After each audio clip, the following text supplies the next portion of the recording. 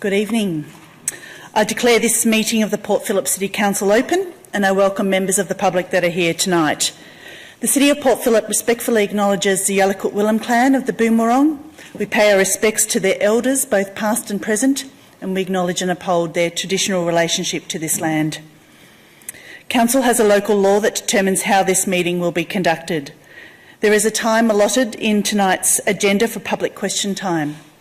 And during public question time, members of the public can ask specific questions on general matters other than those that are relating to a topic that's on the agenda for tonight. Members of the public are only to ask a specific question and shall not provide contextual comments or statements relating to that question. Consequently, the official minutes of the meeting will only record the question asked and any response given. The number of questions that a member of the public may ask shall be at the discretion of the chairperson. There is also an opportunity for members of the public to ask a question or make a comment on a specific item on tonight's agenda. This will be done prior to the council considering the item.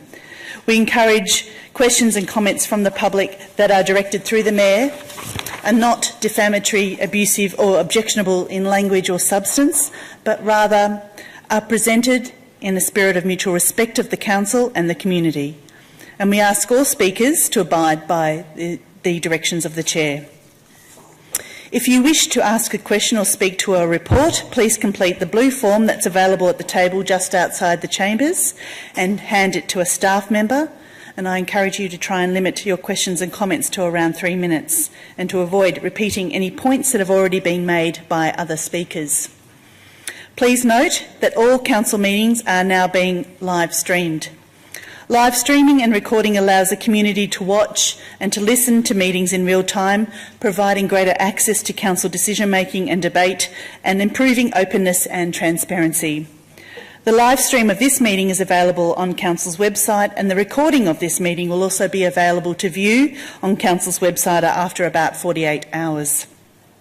The cameras will film and record councillors at this meeting. However, care is taken not to film or record images of members of the public. If a member of the public asks a question or makes a comment about an agenda item, they will not be filmed, but their voices will be heard in a live stream and recorded. And please note, also in accordance with Council's local law, that this meeting cannot be audio or videotaped unless permission is granted by the Mayor.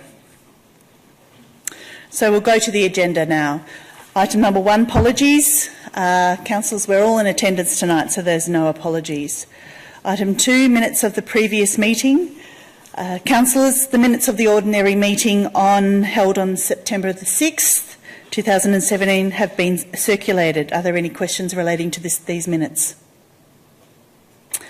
If not, do I have a motion to confirm these minutes? Councillor Bond to move, Councillor Simic to second. I will now put that motion. All those in favour? That's carried. Thank you. Move to item 3, declarations of conflicts of interest. Does any councillor have a conflict in any matters being discussed tonight? There are none. So move to item 4, which is petitions and joint letters. And councillors, we've got one petition tonight. 4.1, which is the petition requesting to review our local law in relation to rubbish bin storage. And we don't have any members of the public that's requested to speak. So, councillors, do you have any questions of the officers on this petition? This petition is referring the petition to the local law review. If not, are there... Councillor Gross to move the officer's recommendation, Councillor Bond to second. I will put that motion. All those in favour? Carried unanimously. Thank you. We'll move to item 5, which is the sealing schedule. And councillors, we don't have any documents that require sealing tonight. And we'll move now to 6, which is a public question time. And we've got 4 members of the public that have requested to speak, councillors, and I'll call them in the order that I've got here. First of all, Mr Isaac Herman, please. Mr Herman, if you would state your name and suburb, please.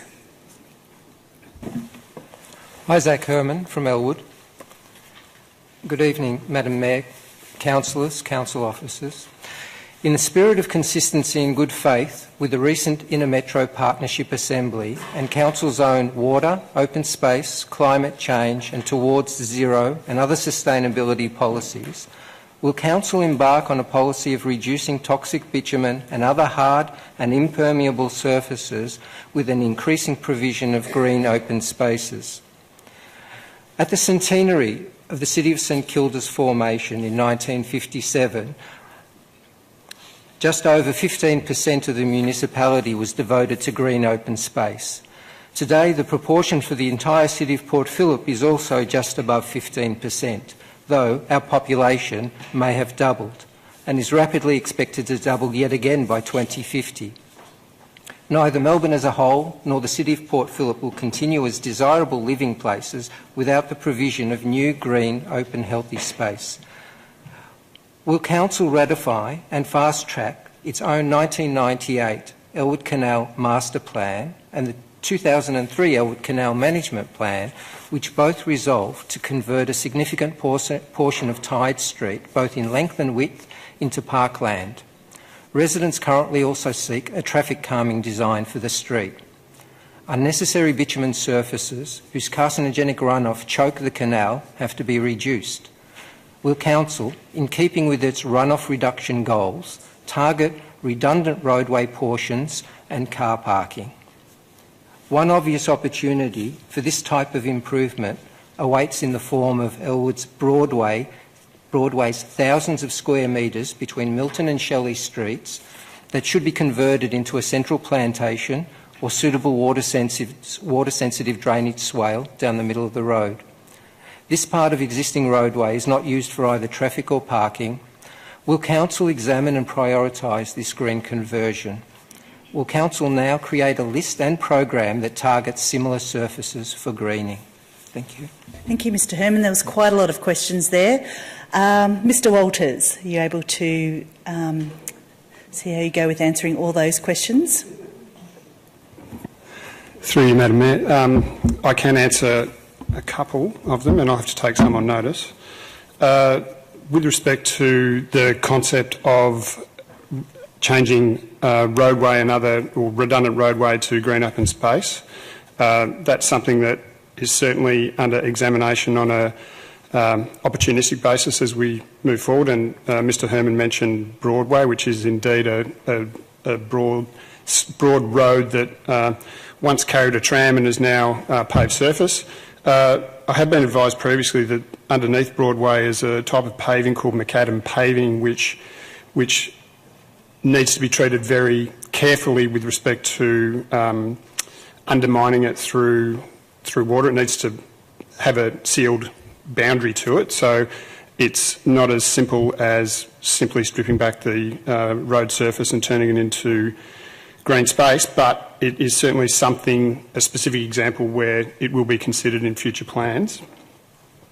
I think most of the other questions which referred to a 1998 Elwood Canal Master Plan and another 2003 Master Plan, the details of that aren't fresh in my mind. I'll have to take those ones on notice.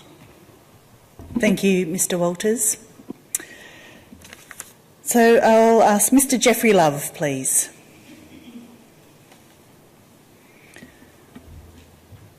Mr Love, you know the drill as well. State your name and your suburb, please.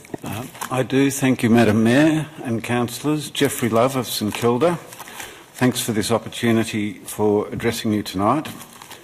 I'd like to state that the Elwood Floods Action Group, of which I'm the Secretary, does appreciate the efforts Council has made to address catchment flooding issues and develop relations with other councils. But I would remind Council that every time there's a heavy downpour in Elwood, it causes great anxiety amongst the population there in anticipation of a potential flood and inundation of their homes. So with that in mind, I remind Council of the Council meeting of the 5th of April, item 4.1, where there's officer comment on a couple of joint letters, including one from myself. Item 1.7 states that the City of Port Phillip will raise the opportunities for implementation of flood-retarding basins at upcoming forums, the first of which is on 31st of March 2017.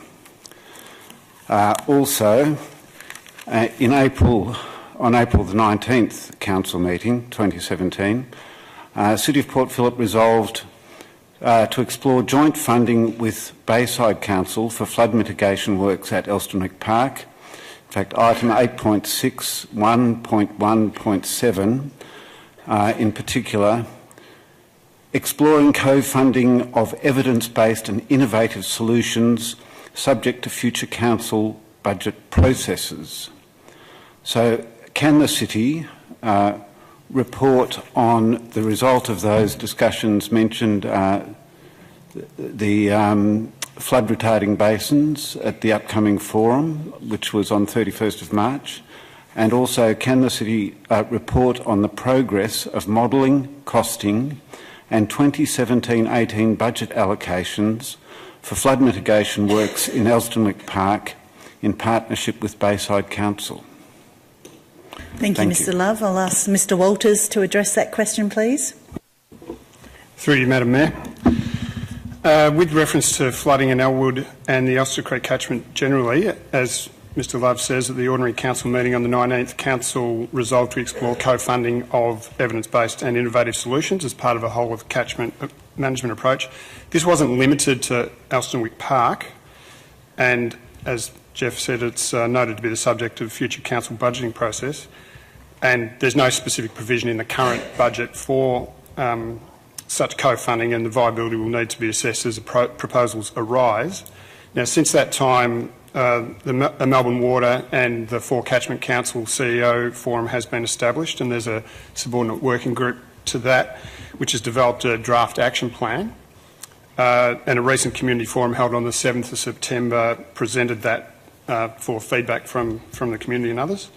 And it's through mechanisms such as this that we'd expect to pursue opportunities in greater detail. And regarding Elsternwick Park North, council officers have sought information from Bayside Council regarding their master plan process and any designs that they are planning to roll out in that space. And I've been advised recently that they haven't commenced that work yet, but have again restated their commitment to contact us for input and collaboration as they arise. So given that that work hasn't commenced yet, there's no current work being done on provision for co-funding in the future budget, but we will obviously scope up projects if they make sense. Thank you, Mr. Walters. Mr. Alan West, please.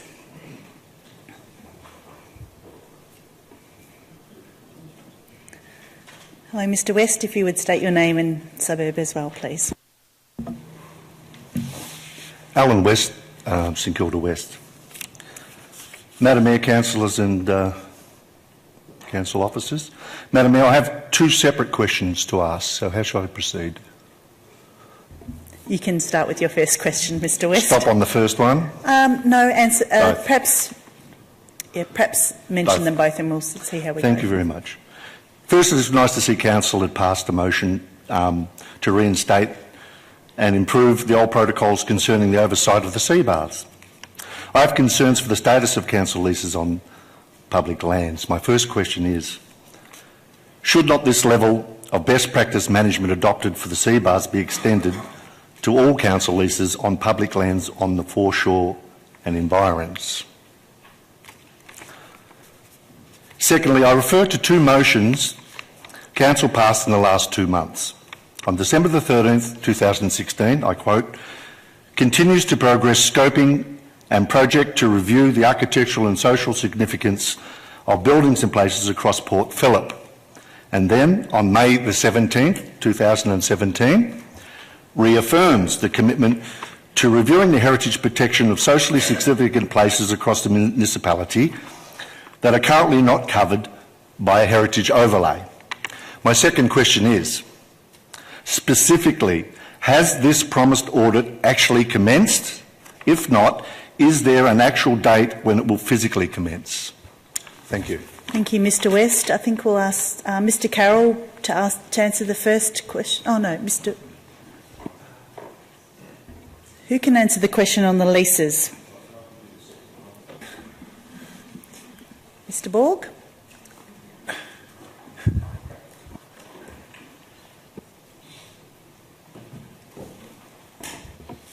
Thank you, Mr. Borg.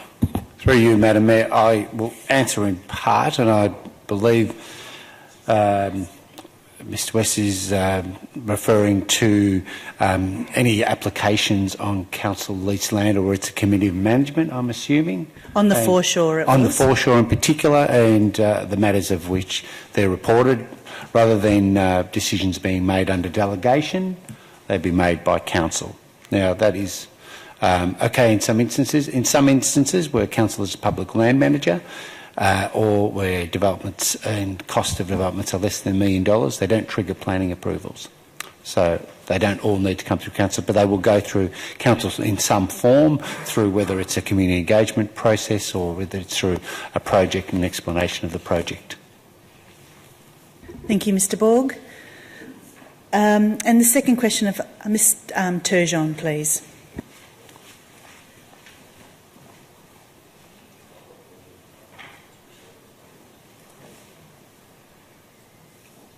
Through you, Madam Mayor, I can confirm that the work in relation to investigating sites of heritage, social heritage significance has commenced. Officers are undertaking an audit to identify properties that may not be currently covered by the heritage overlay. We've certainly looked at hotels and other icon buildings within the city. We've also progressed conversations with our partners and other local governments through the IMAP Implementation Committee, and that committee has formally resolved to work together to look at this issue across the inner region, and each of the councils will be identifying properties of social significance that may not be protected and working together to encourage Heritage Victoria to assist us to support both the protection of heritage pubs, which was looking at a serial listing across the region, recognising their importance to the historical development of the state, and also to progress conversations with the state government about more clearly defining the criteria upon which local significance from a social perspective would be looked at, so that we have greater clarity about how to approach those statements of significance and get greater success in trying to get controls in place. Thank you, Ms. Turgeon. We'll move to the next person, which is Mr. Les Rosenblatt, please.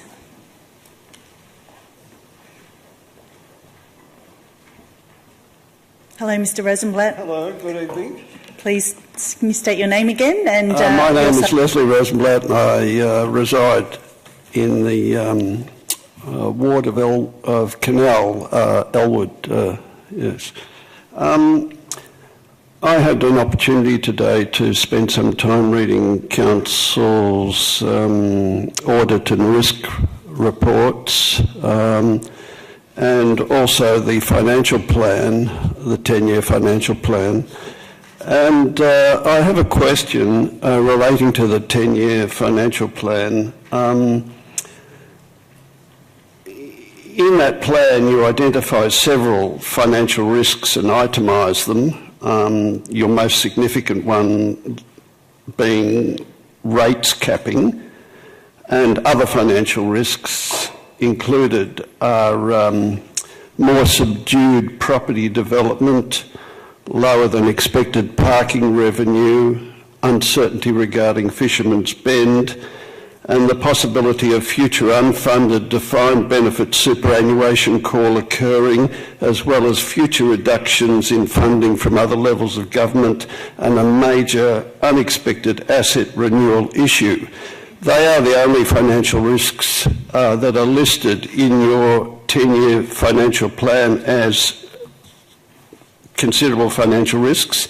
And you then go on to say, the Council goes on to say, our sound financial position with low levels of borrowing and healthy reserves balance enable us to respond to these financial risks in the 10-year period. If necessary, we can also apply to the ESC for an above rates cap increase. So I take it from what I read today that as well as having a capacity to accept medium level risks and quite realistically not to accept high level risks, the Council is happy with its financial position for the next 10 years in relation to the kinds of risks that are listed. And I'm just wondering whether I could get confirmation of what is said on the website about your 10-year financial risks in your financial plan, about being in a very sound financial position with low levels of borrowing and healthy reserves balance, enabling you to respond to the financial risks in the 10-year period. Are you confident that that is the case? That is my question. Thank you, Mr Rosenblatt. I think that's a very loaded question. I'll get Mr Carroll to perhaps articulate the answer for us. Thanks. Through you, Madam Mayor, in the 10-year financial plan contained in our new council plan, we use the Victorian Auditor General's Office financial sustainability indicators to give a sense of the financial health of the council, both now and projected into the future over the 10-year period. The council has targeted in its financial strategy to maintain a low overall risk rating based on those indicators. And throughout the 10-year period, based on the assumptions and the information that we are currently forecasting, we are overall rated as low on all 7 of those indicators over the 10-year period. That is based on the best information at a point in time. We are in a healthy financial position. There are a range of financial risks, and because of the different levers that we have available to us, we can respond to those risks. That being said, if those risks are realised at a point in time, we'd have to reassess our position and look at not only drawing down on reserves and borrowings, but also our spending over time as well. But based on our current assumptions, what we currently know, our assessment of the current risks and our current spending, we have an overall low financial risk rating. Thank you, Mr Carroll. We've got one more person that's just put his name up, and ask Mr David Doe, please. Hello, Mr Doe, if you could state your name and suburb, please. Madam Mayor, councillors, I'm David Doe. I live in South Melbourne, and thank you for this opportunity to speak tonight. I had a questions relating to renewable energy. Could council please confirm its current electricity generating potential? Would council please confirm how much energy is generated this calendar year? Could council please investigate putting these figures somewhere visible on its website? And how's the electric vehicle trial going? Thank you, Mr Doe. Mr Walters, are you able to those off the top of your head? Through you, Madam Mayor. Unfortunately, I can't reel the exact generation capacity or potential or current output this year, though as most people know, we do have a fairly significant array on the roof of this building, 172 kilowatt peak, which is the biggest single one we've got. But I can take those questions on notice and provide an answer. With respect to publication of how much we generate on an ongoing basis and making that information public, that we're absolutely fine, happy to do that. Would our CEO report sort of have that as one of our measures on a monthly basis? I'm happy you're asking me that question because you know the answer is yes. I'm not sure actually, but that would be an appropriate forum through which we could publish that information. Thank you. Mr Carroll has an ad. Through you, Madam Mayor, we do normally report on a range of indicators in the CEO report, and from time to time that includes reporting against our environmental sustainability targets. We don't necessarily do that on every month, but we could certainly look at it and include that. And the electric vehicle trial? Oh, yes. Which model car and what are the differential in operating costs? Through you, Madam Mayor, we have one Nissan Leaf in our fleet at current time. I don't have the differential costs at hand, but we can certainly determine that. Well, Ms Ferrars Miles is actually the main driver of that car, and she reports to me that it's an excellent car to drive. The only issues with it are issues typical of earlier generation electric vehicles, that being range anxiety, making sure you've got a full charge to be able to get where you need to go. But the driving experience is, outstanding for the type of vehicle it is. Thank you, Mr Walters. Thank you, Mr Doe. That's the end of our public question time. Councillors. Councillor question time. Councillor Pearl. Two quick questions tonight. The first one, the Herald Sun reported today 2 people may have contracted measles at the St Kilda Library on the 25th and the 30th of August. Can officers please confirm or explain what actions have taken place to warn people that use the library on these days of the risk of infection, as the illness can remain dormant for some time before symptoms appear? Ms Jeffs. Through you, Madam Mayor, I'll have to take that question on notice. And your second question, Councillor Pearl? This one's from a resident from the St Kilda Road precinct. The question relates to the current replacement works on gutters and the Bluestone curb along a large stretch of Albert Road adjoining Mick Robinson Girls' School and Albert Park Lake, plus the replacement of the footpath and curb on the corner of Kerford Road and Dank Street, Albert Park. Can officers please explain why these works are necessary, how much they cost, and if these works will need to be redone or replaced in the next few years under the proposed safety works to Kerford Road and the proposed legacy works to Albert Road as part of Melbourne Metro? Mr James, are you... Oh, Mr Carroll. Yeah. Through you, Madam Mayor, we'll have to take those questions on notice.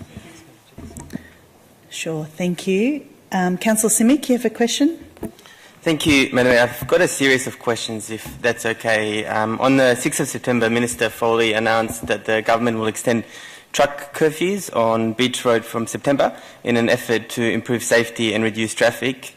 Like the residents who have run a long, hard-fought campaign to improve safety and amenity along Beach Road, I welcome the state government's announcement of an extended truck curfew. I just have some questions regarding specifics with the trial and also what will happen beyond the trial. I know that the Minister's announcement came through the form of a press release. I'm wondering whether officers have any more information than what's publicly available, particularly to begin with regarding the way truck curfews are currently enforced and whether there's any additional enforcement measures that will be implemented to ensure compliance. Mr Walters. Through you, Madam Mayor.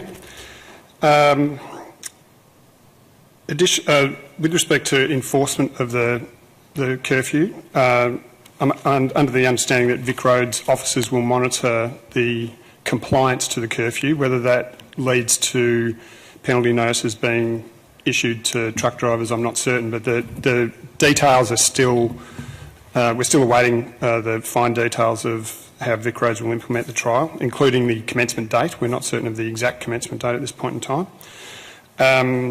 We understand that the trial will be a 12-month trial, which will inform, presumably, a decision to make it permanent would be our hope. And it runs from 8 p.m. to 6 a.m. Monday to Saturday and 6 a.m. to 6 a.m. Saturday to Monday, I've been advised, in terms of time. So it closes the gap that exists in the existing curfew. And a follow-up? Just following up from that, thank you, Mr Walters, whether there's any signage that will be erected notifying truck drivers and the public about the extended curfew. Do you have any more information about that? No, I have no further specific information. I'd be speculating to suggest that they will modify the existing signage which advises of the curfew. And just one final question with regards to this matter, whether in light of the significant health, safety and environmental implications of heavy truck traffic on Beach Road, a permanent ban on non-local truck traffic is being considered by the state government. To what extent do you believe that that's being considered? Through you, Madam Mayor. My understanding is that the Success of the trial will inform any future planning with respect to permanent bans, whether they be extended beyond the existing curfew or not. I have no further information. Sorry, there was one more. Thank you, Mr. Walters. This is in regards to, in February, Vic Roads conducted a survey to measure resident support for truck curfews on Beaconsfield, Parade, Ormond, Esplanade and Beach Road. I've asked about this at several council meetings. Do officers know whether the outcome of the surveys have been released yet? I know that in his press release announcing the truck curfew, the Minister was relying on information to inform the announcement. Whether the actual findings from the survey were what informed the decision and whether we've seen them and whether they'll become available to us. We have not seen the specific results of the survey, and I can make an inquiry to Vic Roads to see when they will be released to us. Thank you, Mr Walters. Councillor Copsey. Thank you. I've got quite a specific one that came to me through a resident. It is, has Port Phillip considered reducing the number of residential parking permits per dwelling available for every vehicle crossover or off-street park that a property has, as is done in some other municipalities? And then a follow-up question to that is if council officers could outline how residents who are interested in transport issues might feed into the work being done on the integrated transport strategy. Thank you, Mr Walters again. Me again. Through you, Madam Mayor. I might answer the second question first. The first formal opportunity for the local community to participate in the development of Council's integrated transport strategy is scheduled for late October and into November. And that's in the form of the release of the position paper that's being developed, which we're calling Setting the Direction, along with a series of specific questions for community consultation and engagement over a 4-week period. The questions will include the subject of parking permits, so issues like the one you've described will be raised. This will be followed with the release of a draft integrated transport strategy for a second phase of community consultation, which we envisage will be in March of 2018. And returning to the first question, as part of the delivery of the ITS, there will be a review of the parking permit policy to ensure it supports the delivery of the objectives that are described in the integrated transport strategy. The strategy itself won't include a revised policy, but it will review the existing policy and articulate the purpose of it, the permit scheme and the key principles to be applied in the review of the current policy. At this point in time, the specific changes to the policy that would come out of such a review obviously haven't been identified, but the suggestion to take into account the availability of off-street parking in determining the maximum number of resident parking permits for priority access to the limited on-street parking that we have is very much an option worthy of consideration, and we fully intend to consult on that. The specific example which is being employed in the City of Moreland being that, related to the number of crossovers, but there are a number of different ways to control the volume and nature of permits. Any other questions, councillors? Councillor Copsey. Thank you. My question is that we have seen the closure of the Gatwick following purchase by the Block in May 2017, and I would like to know if there's been progress in securing replacement crisis accommodation to cover the 80-bed gap that was left by that closure. Ms Jeffs.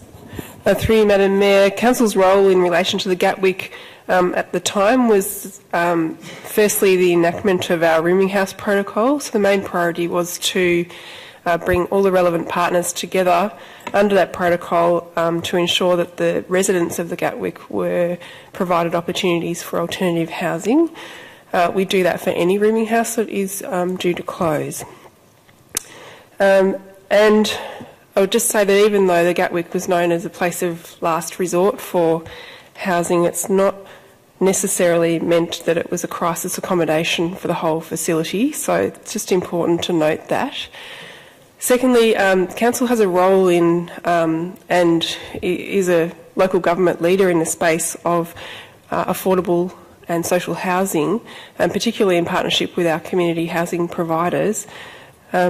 So the In Our Backyard policy drives that involvement and also doesn't focus on providing crisis accommodation. So the short answer to your question is no, there has been no concerted effort to replace the 80 beds from the gap work from Council's point of view, but we do continue to participate with partners and with the government in bridging the gap with affordable and social housing across the board. Thank you, Ms Jeffs. Follow-up question? Do you get a sense that those partners appreciate the urgency and the great need that is experienced in the City of Port Phillip currently? I know that many of our support service providers are constantly struggling to meet demand for people on a nightly basis. Through you, Madam Mayor. Yes, in fact, in the last month we have convened a CEO partnership meeting with a whole range of partners. We're currently developing a memorandum of understanding to take some reasonably urgent action on bridging the gap, and particularly focusing on a partnership wraparound service model and some priorities for housing for those people, particularly those people sleeping rough in the City of Port Phillip. Any other questions, councillors? I have one as well that I'd like to ask, and that's about Elanara. And I'm just wondering, is there a timeline for refurbishment on this building, as it's been going on for a long time and it's starting to look quite derelict? Is it actively being refurbished? I just want to understand if we know there's squatters inside or not. I saw open windows and things on the weekend. I just wanted to check on that. Through you, Madam Mayor, my understanding is that it is being actively upgraded and renovated. I'll have to take your other questions on notice in terms of the completion date and the question about squatters. Thank you. So if there's no more questions from the councillors, we'll move to reports. Item 8, presentation of reports. We'll go to item 8.1 first. And councillors, 8.1 is the JL Murphy Reserve Pavilion upgrade and the presentation of the concept design and community engagement. I'd like to ask Mr Michael Klimpson, please, to come forward.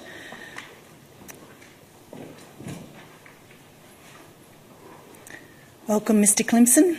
If you could state your name again and your suburb for the record. Michael Clemson from Port Melbourne. Good evening, thanks for having me. So background, I was the president of the Port Melbourne Colts Junior Football Club for 5 years and oversaw the growth of that from 80 Auskick up to probably 500 kids at the club now. I'm here tonight speaking on behalf of the Junior Football Club, on behalf of the Colts Senior Club, and I can confidently say I'd have the backing of the Baseball Club, the Cricket Club and the Middle Park Junior Football Club. Where I think I heard the comments earlier, it's been a hard-fought campaign on something else. Well, I'd say it's the same with us on the Murphy Reserve Pavilion. It's been sort of running for probably the good part of 4 years, and I can say on behalf of all the clubs and the many families that we're delighted that we're at this stage, and we're certainly encouraging council to take the final step and make this a reality. I can also confirm the monies that the club and the community have committed to putting up, we're 100% standing behind, and we've gone a long way to raising those monies of $200,000 to $300,000 towards it. So we look forward to working with the Sport and Rec team to see this actually take shape, in the next sort of 12 months. So thank you very much. Thank you, Mr Klimpson. There are no more members of the public that have requested to speak to this item. Councillors, do you have any questions of the officers? I do. I'd just like to ask you to outline again what the timelines are after this stage.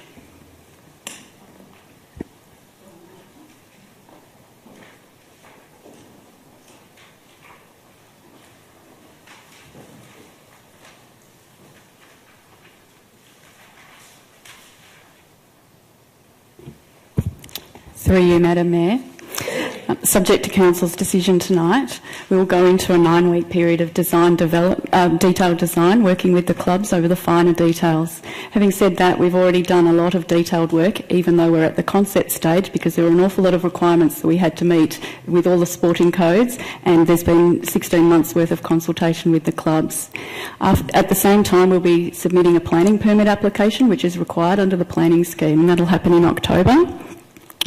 Once we finalise the detailed designs, there's a period of 3 months contract documentation, which will take us through to April. Then we will submit for a building permit, and during July and September 2018, we will be out to tender for a contractor.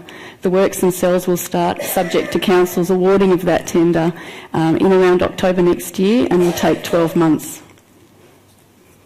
Terrific, thank you. And I just wanted to understand where we're up to with the governance component of all of the groups coming together. Through you, Madam Mayor, we've had 2 preliminary sessions with all the clubs. They've been very encouraging. All clubs are working together. They've developed principles about working together and how that may operate, and we'll continue and have that agreement hopefully in place prior to design being completed, because the more that's developed, the better the design will be. The model we're working on is more of a committee of management run the sports club, and that's been facilitated with all the clubs and council officers concurrently over the previous couple of months. Thank you, Mr Trail. Any other questions, councillors? Then we have an officer's recommendation. Do I have a mover for that or something else? Councillor Simic to move, Councillor Pearl to second. Councillor Simic, would you like to speak to the motion? Thank you, Madam Mayor, and thank you, officers, for bringing this report. Thank you, acknowledging that it has been a long-fought campaign. I completely agree. I've enjoyed meeting with different clubs in the process of developing this report, hearing from clubs about some of the pressures faced the Pavilion currently. I know that one of the big outcomes that will be achieved through this is greater participation of females in sport, and certainly one of the main activities and one of the main parts of this is improving change rooms so that female participation can happen. I also know that the clubs expressed very clearly to us that they're facing significant pressure. And with the growth in people participating in sport, also with the huge growth anticipated in the Fisherman's Bend area, that the Murphy Reserve area will continue to face significant challenges. I think that where we're up to now sets us in a really good place to work towards a good outcome, to have a good process going forward, to ensure that we counter some of the challenges that we're likely to face. I note here the recommendations from the officers, wholeheartedly supported, and encourage the other councillors to also support where we're going with this important and incredibly important development. Thanks, Councillor Simic. Councillor Pearl. Thank you to the partners of this project, namely the state government and the clubs who have put a massive effort in to put their money where their mouth is. And put dollars into this to get a great outcome for our community that will pay dividends over the next few decades. We need to get on with it and just get this done. So you're fully supported. Let's get it finished. Thank you, Councillor Pearl. Anyone else like to speak? I'll also just reiterate my endorsement of this motion, and also encourage all the councillors here to endorse the motion as well. I'd like to thank the officers for a very long and thorough process that's been conducted. I think there's been no stone left unturned, and we've found all the issues and sorted out all the problems, and so which has been a terrific process. So I do hope the next stage is significantly contracted, but at any rate, I'm very excited. I almost feel like saying phew, because it has been a very long time to get to this stage. So very happy. And, well done on all the work you've done so far, and let's hope it keeps going as smoothly as possible. So thank you very much. Councillor Simic, would you like to close? Then I'll put that motion. All those in favour? That's carried unanimously. Thank you. Move to item 8.2. .2, which is the closure of Ferrars Street, the northern section, which is Gladstone Street, the eastern section, and the Railway Place northern section. Councillors, we don't have anyone to speak to this report tonight. Do you have any questions of the officers? Then we have an officer, Councillor Simic? We have an officer's recommendation. Do I have a mover for that or something different? Councillor Bond to move. Councillor Copsey to second. Councillor Bond, would you like to speak to the motion?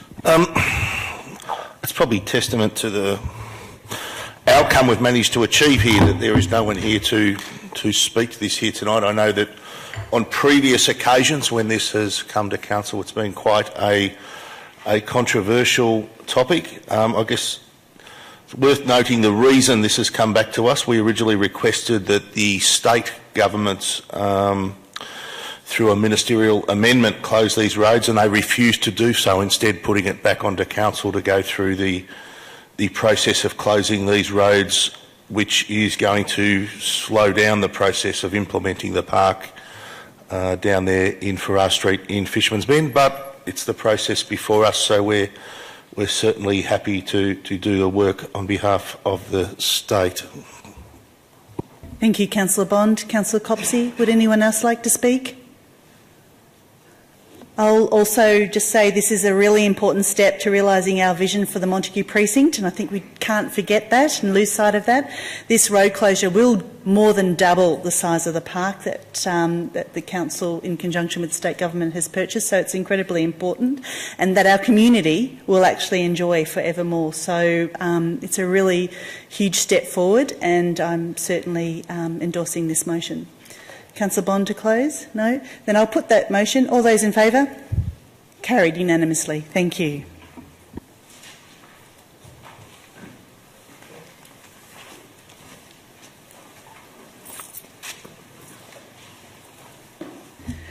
Move to item 8.3, which is the endorsement for Port Phillip to be a signatory to the Age-Friendly Victoria Declaration. We don't have anyone that's requested to speak. Councillors, do you have any questions of the officers? Councillor Gross, you've got your microphone on. Yep. I'm happy to move it.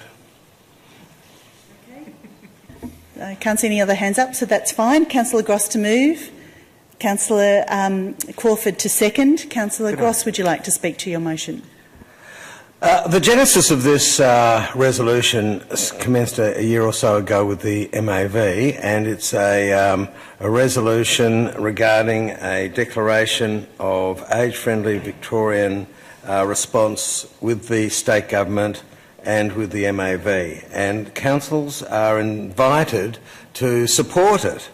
I just wanted to say that it's got fairly laudable, perhaps necessary objectives, which are as follows: promoting an age-friendly Victoria, supporting state and local planning processes, providing local government with access to advice, expertise and support. It's empowering and encouraging seniors' involvement and encouraging seniors to get involved in areas which they see as important. And it's part of the pledge. The state government will deliver $2.2 million over 4 years for age-friendly projects led by councils. And the MAV's encouraged us to support this resolution. It's financially benign, but it's socially necessary. And so in my position as the council's rep on the Older Persons Consultative Committee, I think this is an important resolution which signals to the community that older residents have a place in our city and will receive the sort of support that they hope will make their lives enjoyable and possible. So I recommend it to you, and as you know, I'm a bit of a Scrooge McDuck, but it is, I assure you, financially benign. Thank you. Thank you, Councillor Gross. Councillor Crawford. Well, I won't speak about the financial aspects to it. I guess one of the things is the City of Port Phillip prides itself on being an inclusive city, and I think that any ways that we can make a public commitment in our thinking around making it more inclusive for the older members of a community is a positive step forward. I went to a smart cities planning conference last year, and they were talking about the concept of planning cities for the young and for the older people in our community, and by doing that then it will be a great space for all. So I think this is a really important document that starts our thinking down that track. I also think that, you know, often in our society it's all about youth and we don't value the wisdom of the older people in our society. And That's I think, what I say. yes, and I think that it's time, this is all part of that thinking around acknowledging their contribution to this great city that came before us, and also what they still have to give, and making it a better environment for all. So I encourage you to support this motion. Thank you, Councillor Crawford. Would anyone else like to speak? Councillor Copsey. Very quickly, just to note that this motion comes to us after the Older Persons Consultative Committee has requested it for Council to sign on to the declaration. So to thank the members of the committee who put so much effort into democratic participation and bringing great motions for us to support like this to our attention. And should it pass, I think we will all be really looking forward to celebrating the signature on the declaration during Seniors Festival, which is coming up from the 9th to 22nd of October, and Council will be very glad to support. Thank you, Councillor Copsey. Anybody else wishing to speak? Then I'll put that motion. All those in favour? Carried unanimously. Thank you. And we'll move to item 8.4, which is 47 Lansdowne Road, St Kilda East. Councillors, we had a planning forum this morning and we heard from members of the public on this, so we won't be hearing from any more from the community. Do you have any questions of the officers that you would like to raise? Councillor Brand. I have a very small question of the officers, which I'm ashamed I didn't make an inquiry about earlier. During the forum, the architect for the applicant mentioned the possibility of using reeded glass in a screen rather than the louvered. I think it was instead of the louvered system suggested. And it seemed to me that that might be actually a really fantastic solution to the overlooking problem that we continuously have with screens and the amenity and the disamenity that the amenity they afford and the disamenity that they cause to the people in a building. I'm just wondering. I just forgot to do this afternoon, but I would like to see if we could just remodel one condition to allow the possibility of that reeded glass solution in those screens to be allowed to council satisfaction. I have a wording here that could possibly work. Mr. Camera? No, I'm happy to hear. In condition 1F, it goes on to say the proposal now in front of us. I'm on the wrong thing anyway. It goes on to say the screens must comprise. It says that the screens must comprise a louvered system, but I would suggest if we injected the words comprised fixed reeded glass panels to council satisfaction, or a louvered system, or a louvered system, that would just inject that as a possibility. And then one sentence further down where it says the cross-sectional elevational drawings of the screens, if we just injected louvered in front of screens, then all of the other conditions to do with louvered screens would apply, and we would just have the reeded glass ones just injected as another possibility to council satisfaction. Does that make sense to you? Have you got that? Through you, Madam Mayor.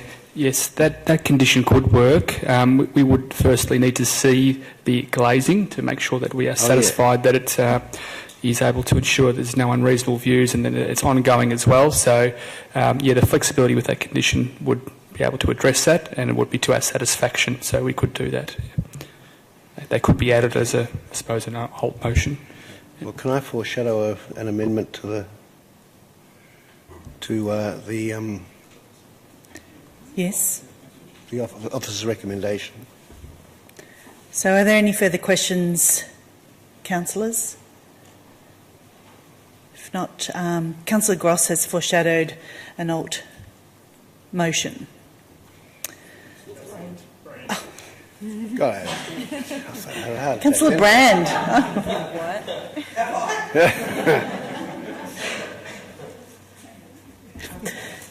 Councillor Brand, would you like to... yes. Do you need further wording? How... Actually... It's just a matter of getting that wording on the record, isn't it? Okay, I will read out that... Well, I'll read out the whole... No, we don't want to do the whole thing. So I do need you to read that change. Particular clause. Can I get there? Which item did you say it was? It's item 1F, condition 1F, which appears on page 59 of the report, and it's near the top of 59. It says redesign of the screens to the first floor east-facing bedroom windows to Unit 7, and the second floor north-facing bedroom windows to each unit. The screens must comprise, and then I want to inject, fixed reeded, that's R-E-E-D-E-D, glass panes to council satisfaction, or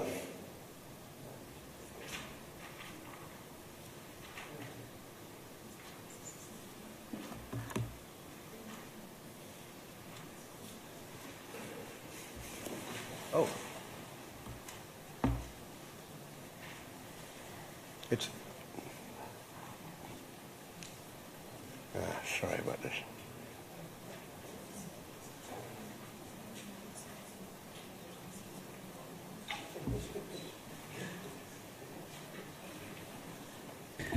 Okay, a technical hitch. The version on the screen's not the right version. So what we're going to do is just read it out. Keep on going down. No? Yes. Oh, it is the wrong version. Okay. And we'll just have to deal with that. So okay. So read it out one more time, and then we'll see if we've got a seconder. In this particular sentence that I've already read, I'll reread this part of the thing. The screens must comprise fixed reeded glass panes to council satisfaction, or a louvered system to ensure that overlooking of neighbouring secluded private open space and habitable room windows within 9 metres would be prevented rather than limited. Cross-sectional elevation drawings of the, I would insert the word louvered, screens must be submitted to and approved by the responsible authority. The drawings must, blah, blah, blah, blah, all the things the drawings must will refer to the louvered screens. I think that just opens the possibility. Thank you. Mr Camera, have you recorded that? Through you, Madam Mayor, yes, we've recorded it, so we can incorporate those into the minutes. That screen up there is probably more distracting than anything, so we probably should just...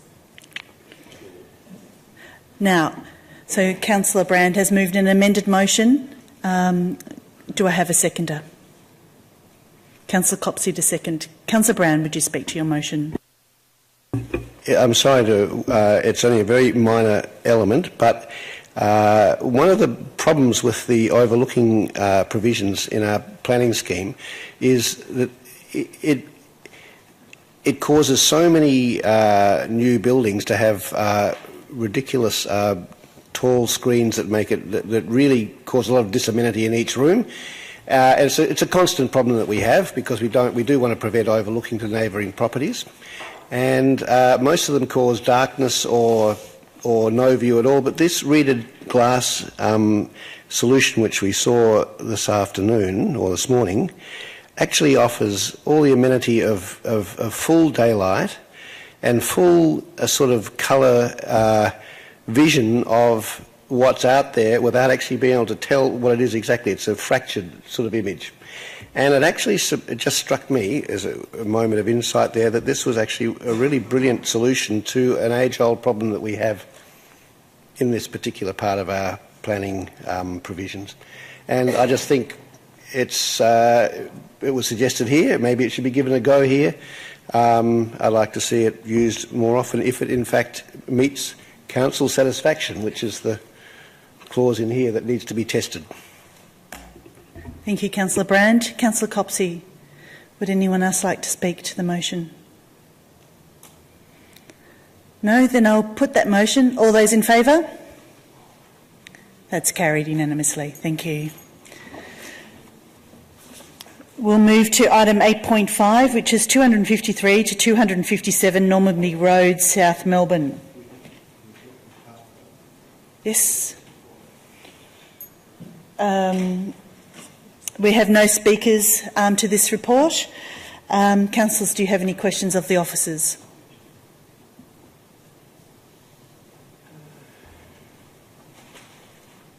Again, this report was brought to the forum. We had the opportunity for the community to speak, which we had. If not, do we have an officer's recommendation? Do I have a mover for that or something different? Councillor Bond to move, Councillor Gross to second, Councillor Bond to speak. Councillor Gross, did you want to speak? Would anyone else like to speak to the motion?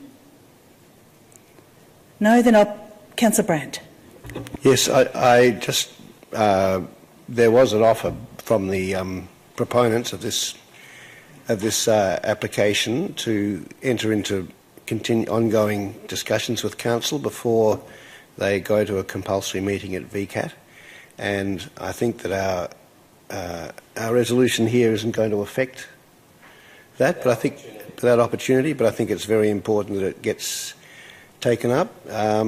I do think that in certain ways this building has some superior architectural aspects to it, but it has some major architectural problems too, and I think they could be worked out well with goodwill in that in those discussions before the meeting. So I commend us to entering into those discussions positively.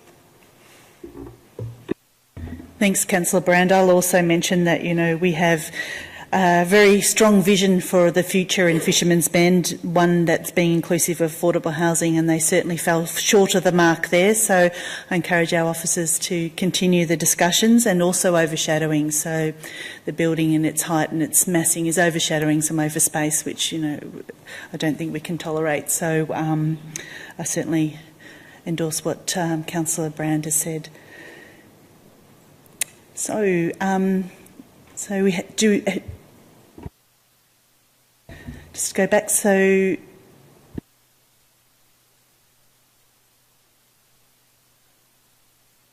Councillor Bond, you don't want to close? No. Then I'll put that motion. All those in favour? That's carried unanimously. Thank you.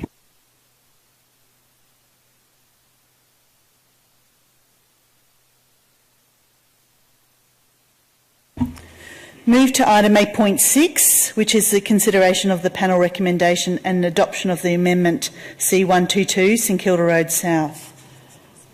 No speakers to this item. Again, we heard this in the planning forum today. Councillors, do you have any questions of the officers?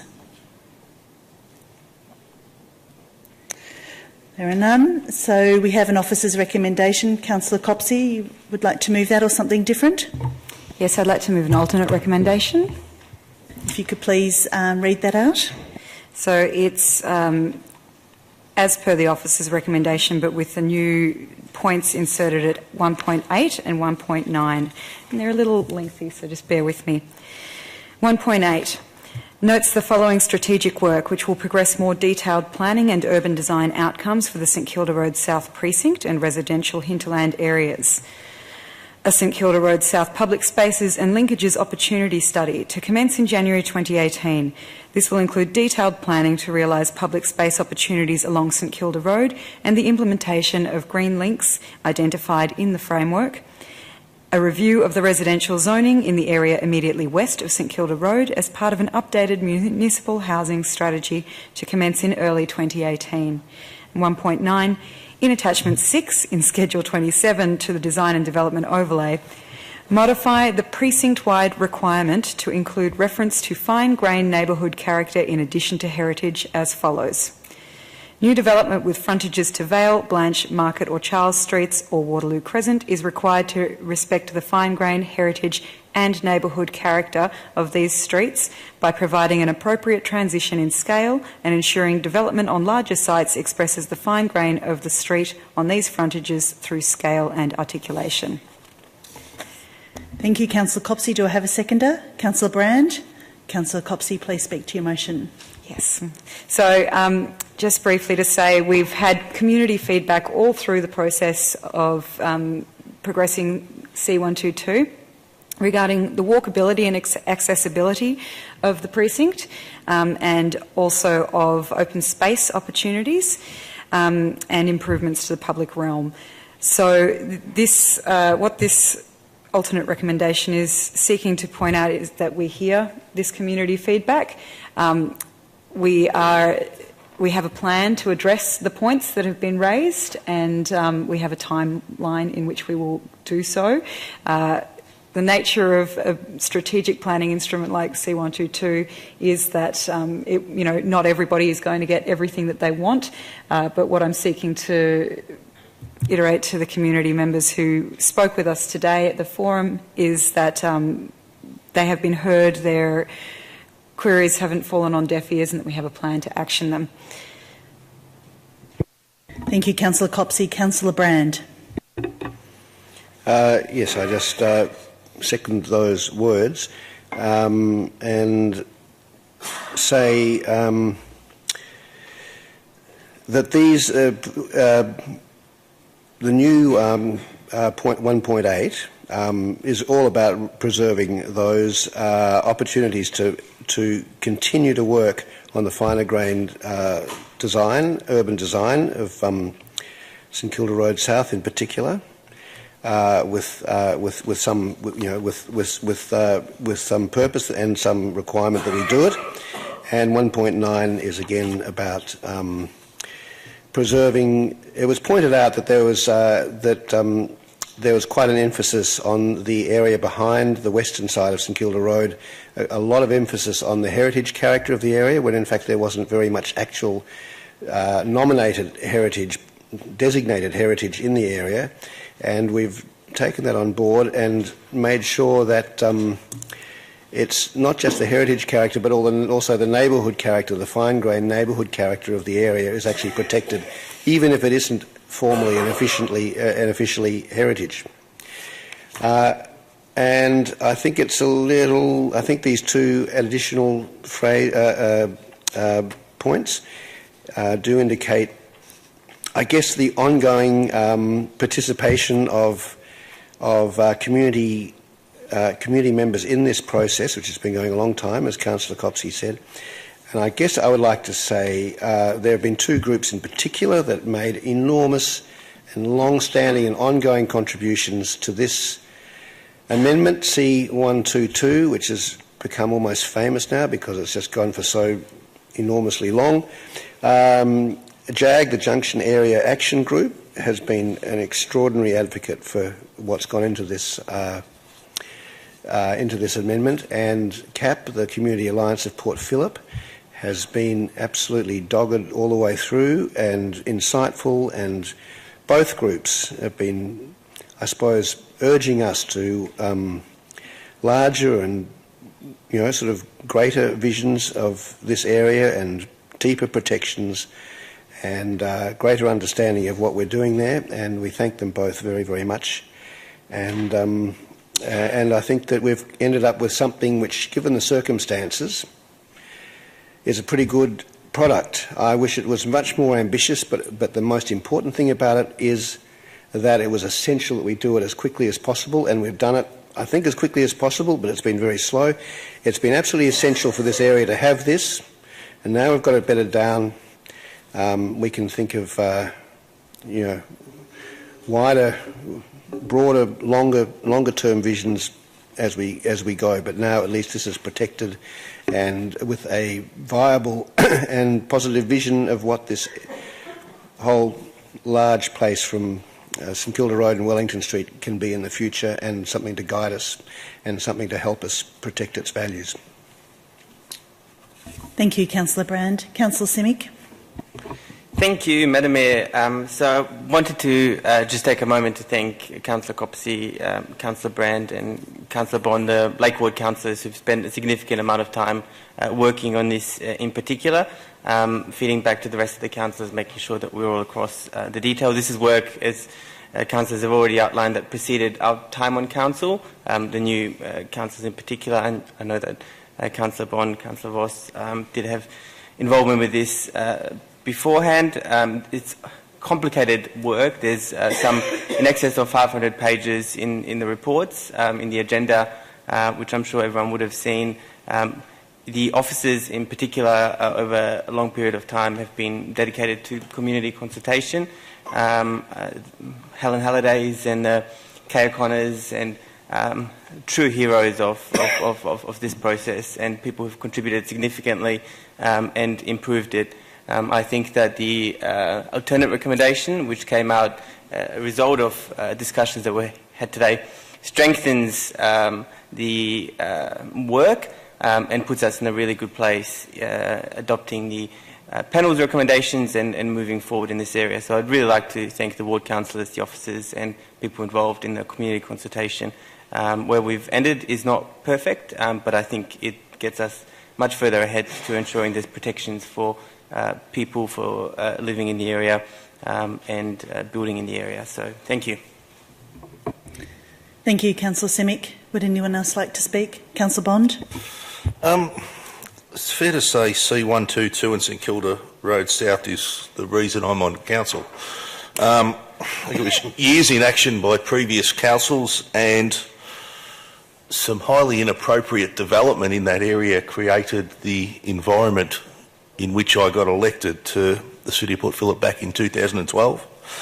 For me, it has been nearly 5 years of work to create this document. It isn't perfect, but it does give us a planning certainty in that area. For years, all we've heard from VCAT is we will approve this building and that building, and we've seen 26 and 18 and 24-storey buildings in that area approved time and time again. With the comment from VCAT that there is no planning scheme to cover this area, there is no planning certainty against which this application can be judged, so the sky's the limit. That stops tonight.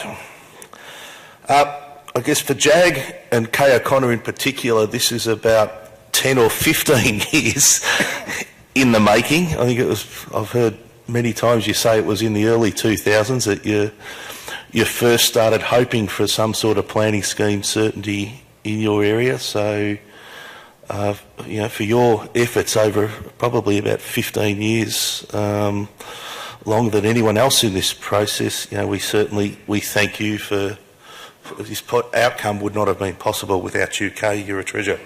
I urge my fellow councillors to wholeheartedly support this document here tonight. Thank you, Councillor Bond.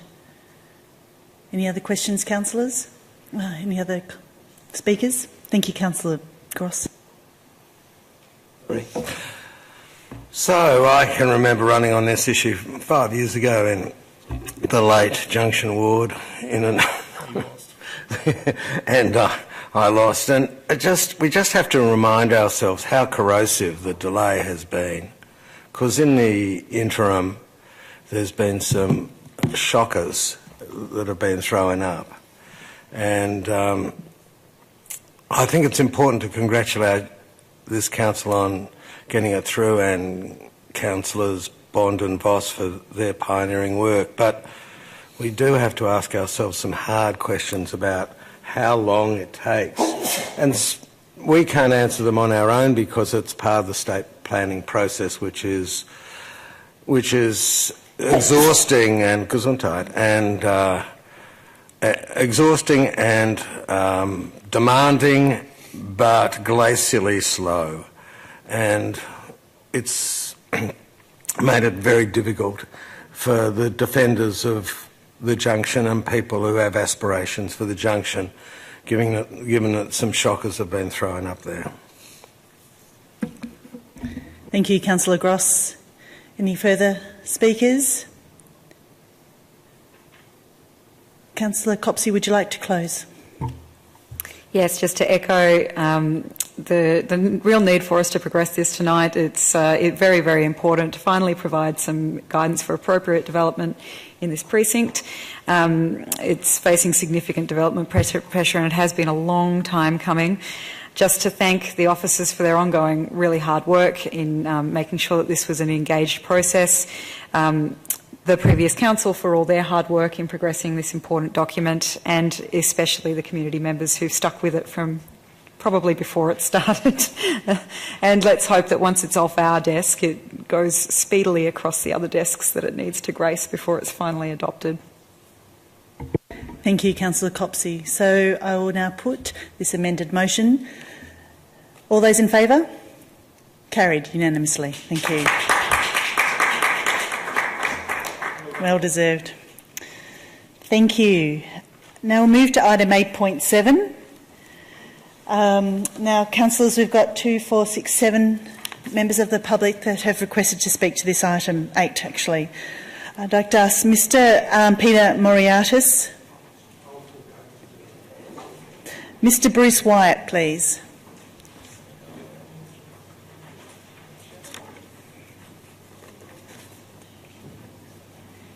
Doesn't want to speak. Good evening, Madam Mayor, councillors. Given that Could you please state your name again? And it's your Bruce Wyatt. I'm from St Kilda East, and I am representing the Port Phillip Alliance for Sustainability in this particular issue. Given that we do not yet know the full details relating to MREP, that is the Melbourne Renewable Energy Project, it does have a diverse and credible group of councils, banks and other organisations behind this project, who presumably have done a thorough evaluation of the project. I am therefore a strong supporter of the project.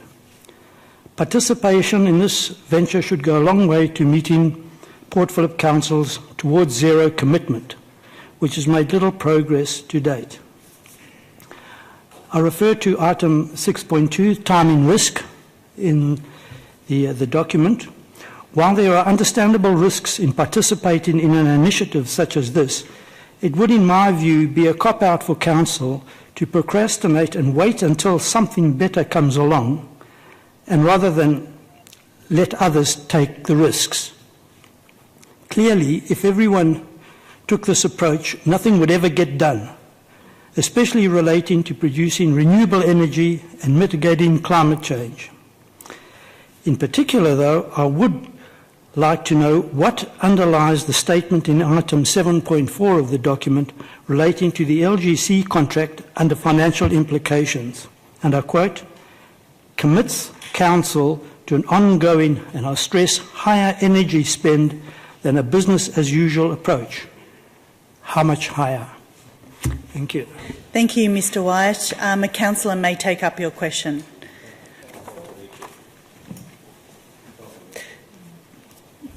Thank you, councillors. I'll ask Miss Ella Webb, please, to come forward.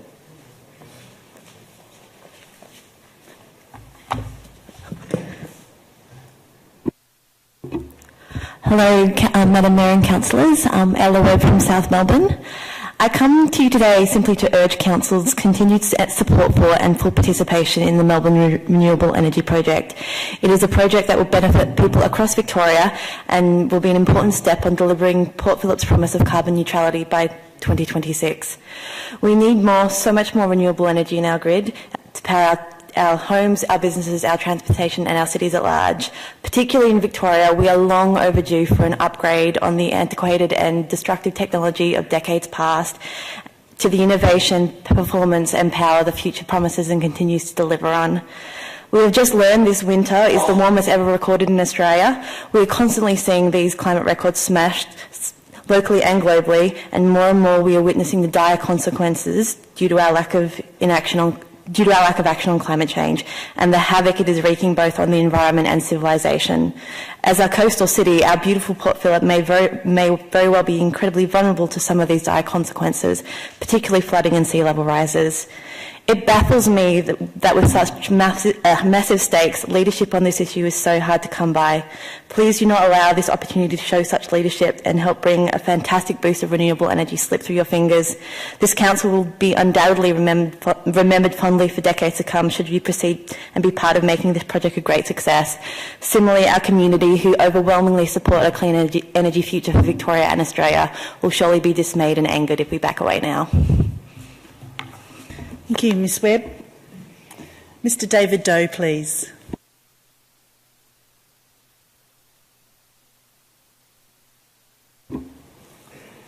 David Doe, South Melbourne. Thank you, Madam Mayor and councillors, for this opportunity to speak. What an exciting prospect, this Melbourne Renewable Energy Project. What a great idea to have a bunch of councils and other partners who are in strong financial positions to bulk order a huge amount of energy over a long period of time. So it's brilliant. Please support this project and please leave room for additions to the project. Like, I will bore my friends about this, but I can't wait for the opportunity to have my electricity bill be billed by Port Phillip. I want Port Phillip to be an electricity generator. I think we're in a position where we have the money, we have the opportunity, we have the technology, and we certainly have the willpower. And I really think that this should be something that we can look into as well as being part of the MREP. So please carry on. Thank you, Mr Doe. Lorna White, please.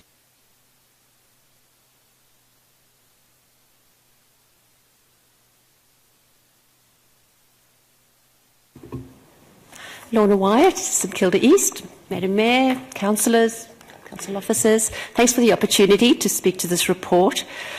I'm speaking as part of Port Phillip Alliance for Sustainability, but also CAP, Community Alliance of Port Phillip, both very interested in these issues. In 2007, Council committed itself to carbon neutrality by 2020 in respect to its own emissions. A little later, Port Phillip Alliance of Sustainability was developed, and we were looking very closely at the Towards Zero project, which included this, and found things weren't adding up at all. It wasn't going to happen. And of course, this has come out to be so, as already the target has been changed from 2020 to 2026. As a community group interested in this, really disappointing to find that we've landed up like this, where there's been not much action and quite a delay now, but that's okay as long as we do now get this achieved. Some relief appeared in the shape of this project, the Melbourne Renewable Energy Project, where we are going to be able to purchase sufficient green power from this project to meet all the requirements, electricity requirements of the council. I can't tell you how important this is for the community, because here we are going to be asking the community to reduce its emissions, and without the leadership of the council showing the way, it's a pretty big ask to expect others to do something the council's not prepared to do itself. If one understands climate change, as many people around the world now do, one realises that actually now it's becoming urgent. Urgent action is required to decrease carbon emissions, and they need to decrease drastically and immediately. There's no time really to be waiting here. The community is expecting this. The community elected a progressive council, and their expectation is that this action will occur in this council. In fact, if you look around the world and here, in small towns, mayors, community groups, businesses, individuals, and some state governments around the world, and especially in the United States and Australia, it's them that are making the difference in the uptake of renewable energy. And it's not federal government's legislation that's doing it. So it's a grassroots thing that's happening. And again, here we are, a council, grassroots level, and a community that has expectations that this occurs, and it's just too good a project to let go. The group, as somebody said previously, is an illustrious one. It will help us a lot to show the community that we're really serious about what we say. It's also a bit of a test for this Progressive Council. Are we going to make progress on this, or are we not? So please support this. Thank you. Thank you, Ms Wyatt. Mr Leslie Rosenblatt, please.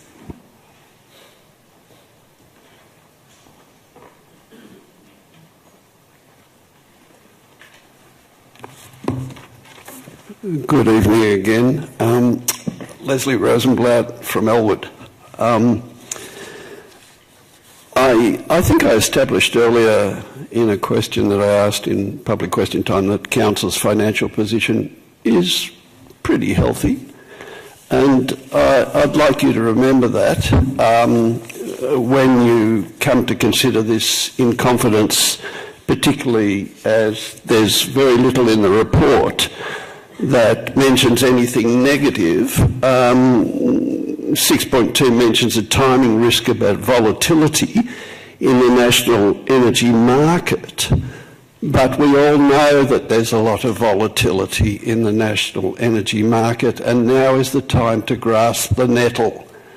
Now is the time to show a bit of spirit and determination to oppose the people who would say, let's just sit on our hands a bit longer, let's wait and see what's going to happen. I should remind you that Christiana Figueres, the former Executive Secretary of the UN Framework Convention on Climate Change, who was interviewed on the 7:30 report last week, made the point that there's only a couple of years left before we invest in enough renewables to make any lowering of the risk of global warming reaching a runaway level. And I think this Council's opportunity with these highly credible consortium members who have got a lot of experience and a lot of muscle in financially speaking and environmentally, particularly the City of Melbourne, they have a pretty good idea of what the opportunities are here. And I would hope that the City of Port Phillip recognises this opportunity for what it is and meets its towards zero energy policy, emissions policy targets through what will be a generative energy, renewably continuous in Victoria, and following on the courage of the Victorian government recently to set some energy targets for the state of Victoria, as did South Australia. And I think it is time now to go with this. And it would put this council in the fast lane, and I notice that in your risk management documents, which I've read today, there is a reference to reputation risk, and I think the council risks its reputation if it withdraws or lessens its commitment to this project. And that reputation risk needs to be considered along with the triple bottom line elements of all the complexity of this, and I would suggest that some expert advice could be obtained about the complexity of adjudicating these risks rather than just reacting to perhaps ideologically driven fears of the volatility of the market, which has become a bit of code for doing very little. So anyway, CAP, for whom I am speaking tonight, is very much in favour of the council going with this, and if council doesn't go with it, it will hamper the project, and it may have bigger effects of a negative kind, along with the reputation risk that I've mentioned. So I support the Melbourne Renewable Energy Project. The Community Alliance of Port Phillip supports it. I would be sure that many of members of the community would applaud the council's willingness to engage in this 10-year project and keep prices stable. Thank you. Thank you, Mr Rosenblatt. Ms Helen Halliday, please.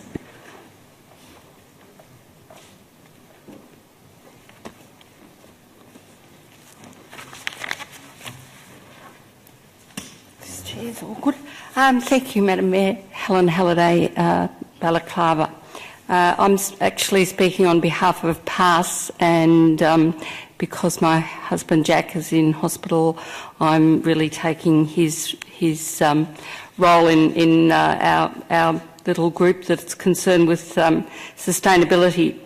I actually had two questions, of which I'm not sure whether either can be answered, but anyway, the first one is the Evaluation Committee report of the members of the Melbourne Renewable Energy Project. Is that report available, and does it disclose support, or does the project fail on the key indicators that were suggested in relation to the tender process? That's question number one. And the second question is in relation to 7.4 on the financial implications, and I would appreciate an answer to this question because it's a fairly key one. Is there any missing words in relation to the words that are in that sentence at the moment? Committing to a 10-year contract for the LGCs commits council to ongoing higher energy spend than a business as usual approach. Thank you, Ms Halliday. A councillor might take up your questions. Is there anything else you wanted to state? It's just yeah. The question really arises that if the only risk that you're assessing at the moment is in relation to the LGCs, where the LGCs apparently are higher than the current market price, then that would imply that the alternative financial implication that the electricity generation component of this particular contract is lower than the business as usual approach. Ms Halliday, this is not all the information. It's a very small amount of the information that's been available, and it will be considered in confidential tonight. We thought it was better to have something that was public about the project rather than nothing. So apologies. Okay. This is all that's available for the public at this stage. My assumption, therefore, is that the electricity generation capacity of the project is lower than the current prices. Anyway, having said that, I've just got a formal statement, so I'll just read from it. But I would make a comment. Today, hundreds of children came to the St Kilda Town Hall to take part in a musical, and the musical was about climate change. And it was a fantastic thing to go to, and they were all little, and they were all very committed to the cause. So I hope that it wafted up to the hallowed chambers above. The council has a major decision to make today in relation to its involvement in the MREP project. The council plan 2017 to 2027 sets an ambitious aim of 100% reduction in greenhouse gas emissions by 2021 and a zero net emissions by 26 to 27. The plan also says that Council's priorities for the next 4 years are to invest in renewable energy and energy efficiency measures in council buildings and in the MREG project. This point is crucial. The only way Council can meet its commitment under the current plan is to join in fully into the MREP project. As the Mayor said last year in the Council's press release on it, by boosting our renewable energy from the current 25% to 100%, we could draw on the green energy for all our electricity needs, including street lighting and powering our town halls. We anticipate this significant contribution would result in a 90% emissions reduction and be a major contributor to reaching our ambitious 100% greenhouse gas reduction target. So the opportunity facing the Council tonight can be summarised in three fairly succinct ways. One is embracing the opportunity offered by this project, which will drive new investment in renewables, provide leadership in climate abatement action, potentially enable us to export energy to and assist our communities, deliver on COP sustainability objectives, meet triple line requirements and provide an original model for others to follow. This is adequately, I think, expressed in the report being provided to the Council, which has also been available to the community. And the report has 5 pages, of which most of it is saying very good things. But it does address 2 other options. The second option is business as usual. In the officer's report, indicates that the business as usual would be cheaper than the LGCs, the large generation certificate component of the MREP offer. This proposition fails to meet other aspirations expressed and endorsed in Council policy and by the community. The end result would be to contribute to a planet that is hotter, more dangerous and more in terms of climate change.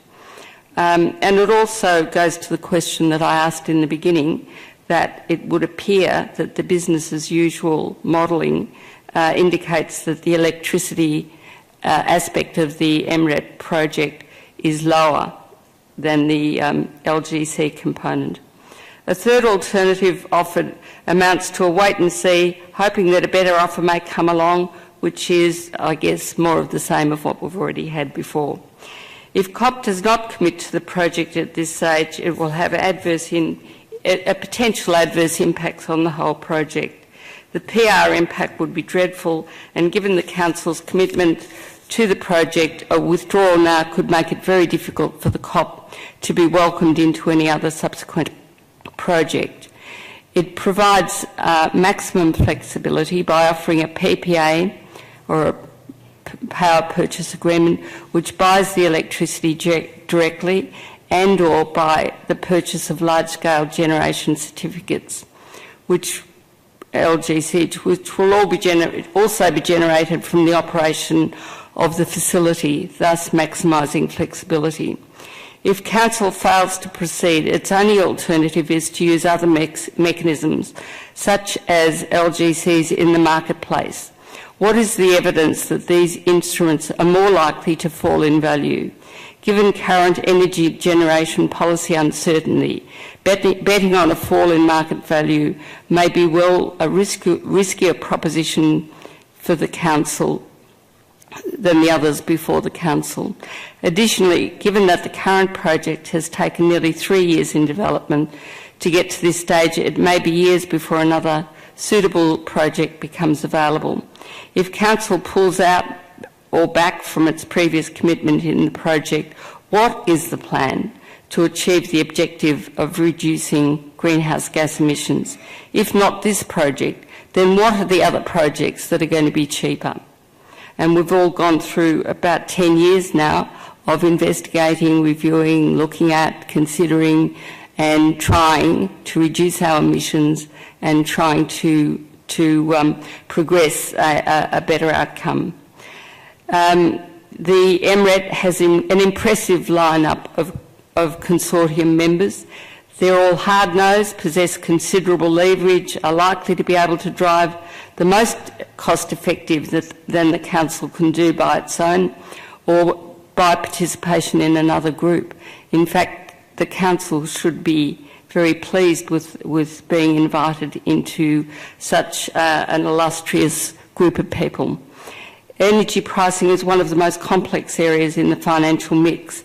If councillors are uncertain about how to proceed, then there are others who could give advice. I'm sure you've received your own advice about it, but there are others that may have a perspective on these issues. And I speak briefly about somebody like Bruce Mountain or Tristan Edis. We urge you to proceed. The nation needs energy policy leadership. We see every day the failure of delay and inaction. In October last year, the community voted strongly for a council to act on climate change. Now is the time for that mandate to be honoured and implemented, and not unpicked by choosing between different aspects of this proposal. It is a package. You have to accept the good with the bad. You have to do this, and you have to do it now. Thank you. Thanks, Ms Halliday. Mr Colin Smith, please.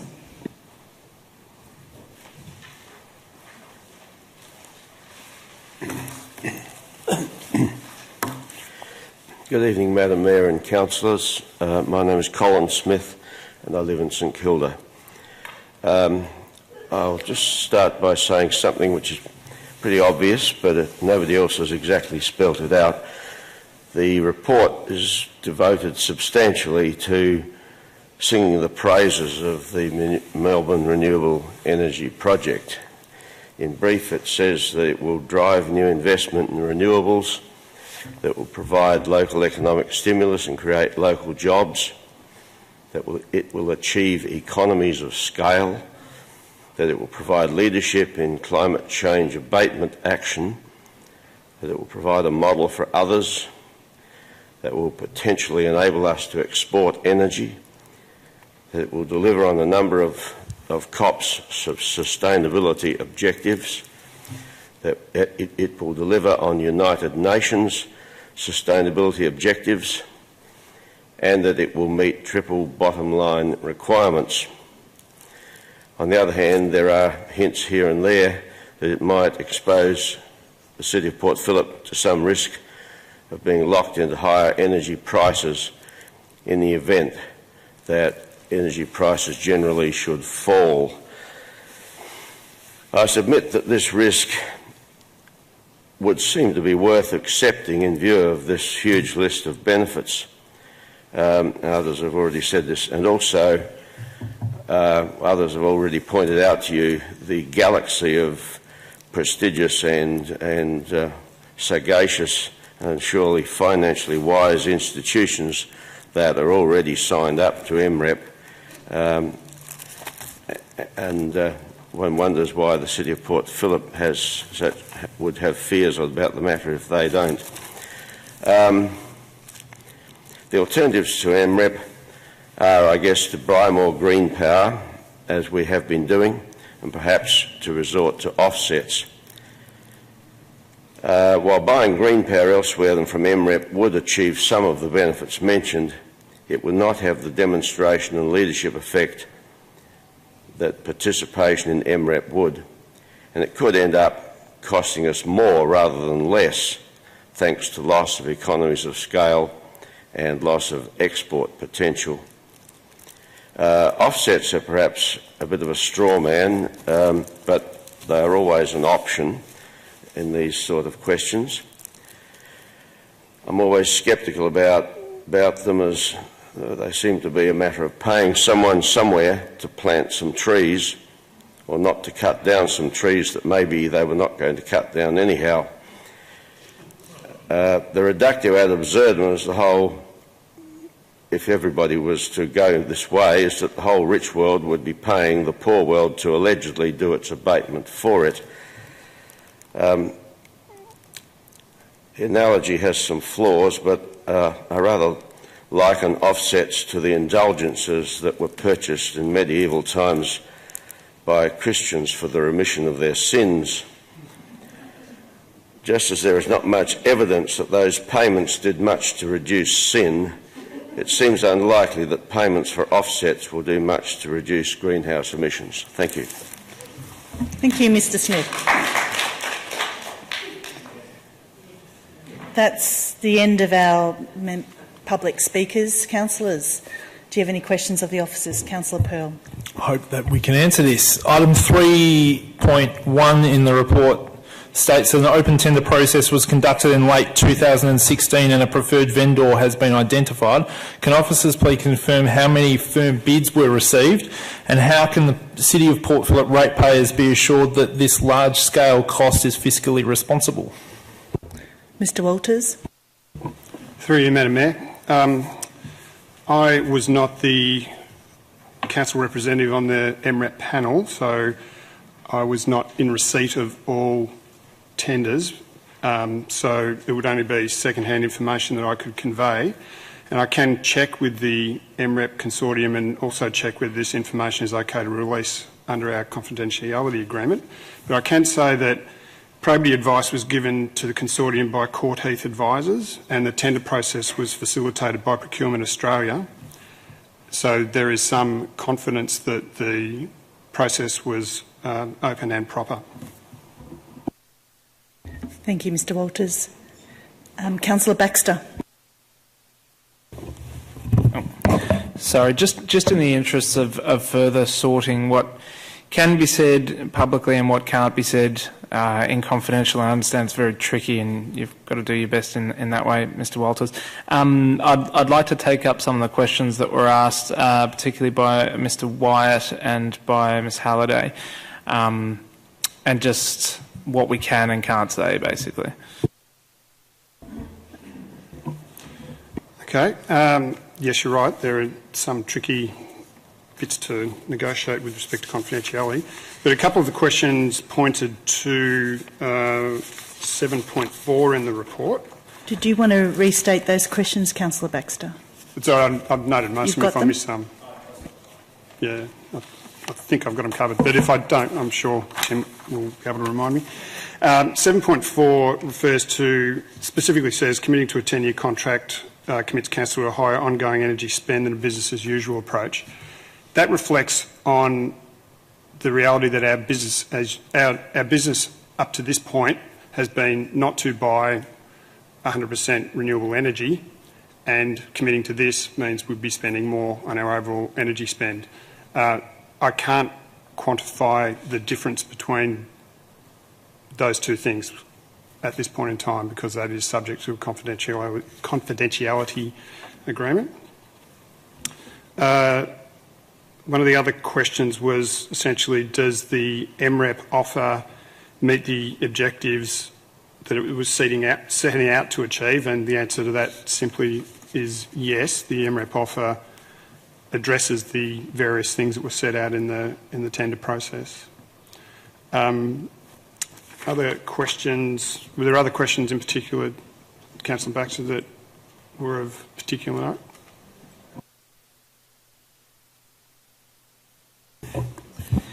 Sorry, I think there was one question about the evaluation process for the or the evaluation report.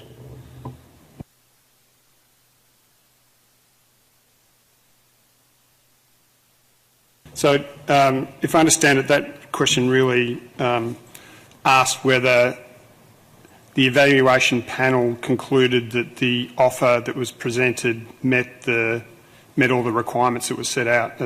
That's how I interpreted the question, and the answer to that is yes. Thank you, Mr Walters. Any further questions, councillors? Councillor Simic. Thank you to everyone who's spoken in relation to this topic. I think people can be forgiven, and I'm not sure if everyone's across the detail wondering why so much of the information is confidential. I'm wondering, Mr Walters, if you can state for the record why currently there is a confidential report and what the steps going forward after today's decision will be. Through you, Madam Mayor. There are elements of the matter that must remain confidential under a confidentiality agreement because we are part of a consortium. It's my understanding that once all consortium members have reached a position and are comfortable with release of information, then coordination of release of that information will be managed through the project lead, which is City of Melbourne.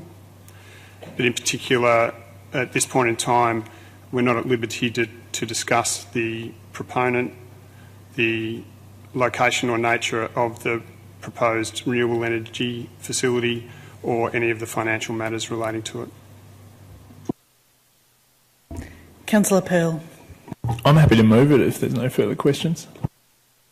Councillor Pearl to move and Councillor Gross to second.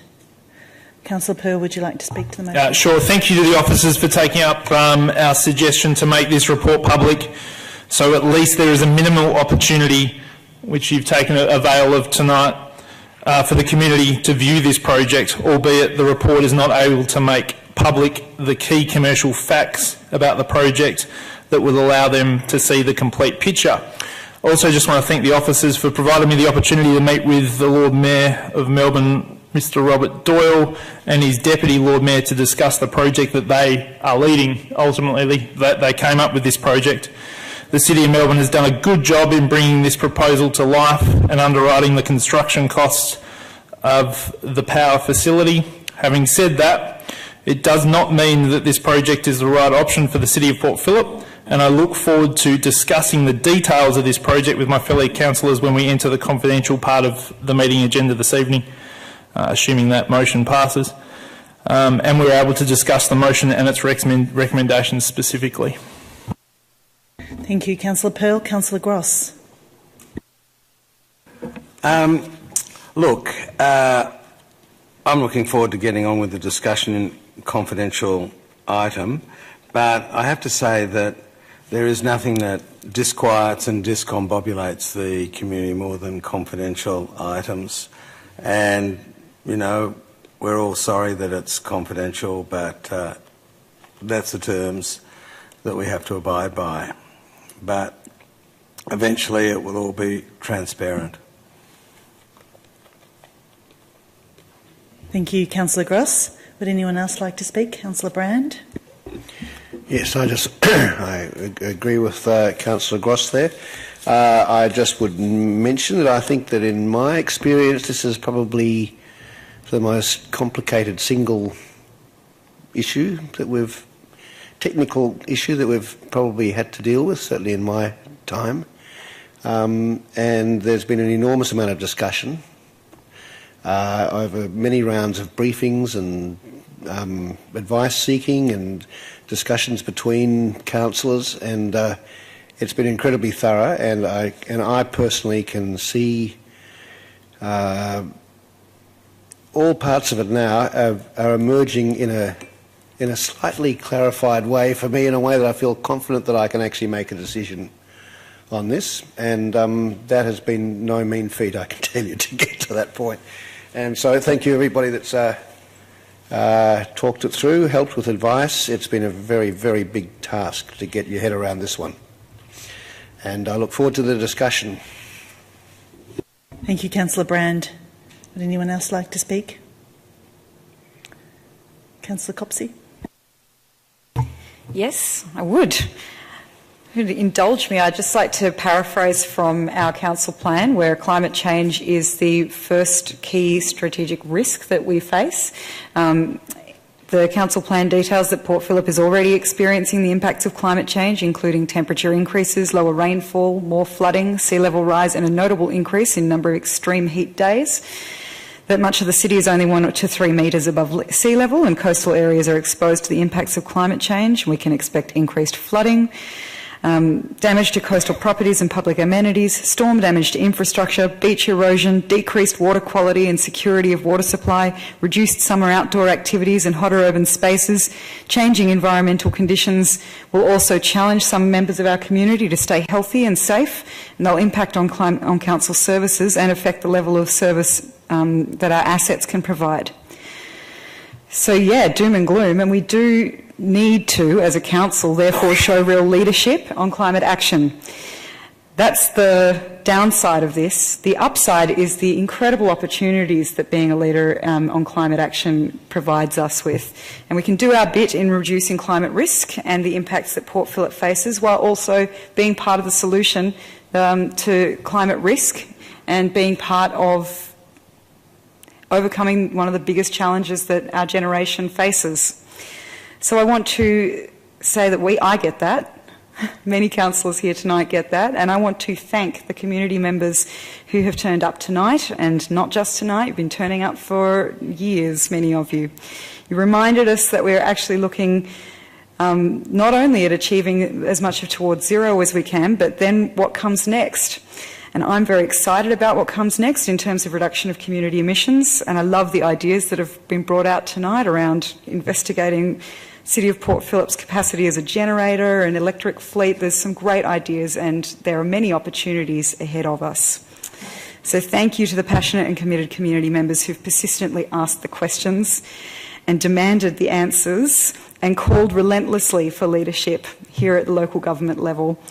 We should heed that call, councillors, and let's have power to the people, and let's make sure it's renewable.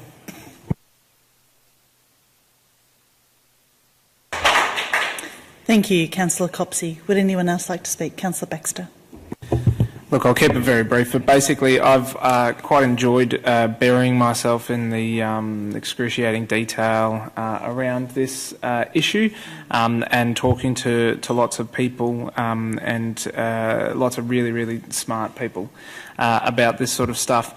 I do want to point out that it was PPAS that first started to pick holes in our sort of failure to get where we needed to be on our towards zero targets a couple of years ago, and I think that we're getting back on track, and I think I'm really excited by our commitment to getting back on track with towards zero, without necessarily saying anything about any decision we'll be making in confidential. But I'm very excited to be part of a council that takes this sort of stuff seriously.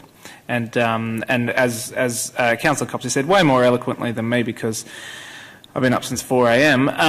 Thank you very much to all of the people that have come here and spoken about this sort of stuff, and it's really heartening to know that the community out there cares deeply about this sort of stuff. Thank you, Councillor Baxter. Anybody else want to speak? If not, Councillor Pearl, would you like to close? Happy to recommend the report, and apologies again for the lack of detail, but we've done the best we possibly can to give you as much information as you can. Mr Rosenblatt went through the biggest financial risk for the council.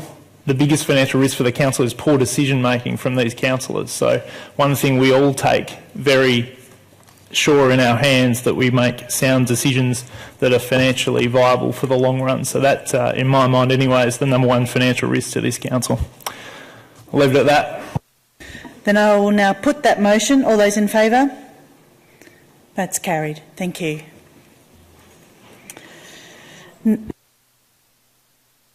I'm sorry? I just didn't see everyone's hands.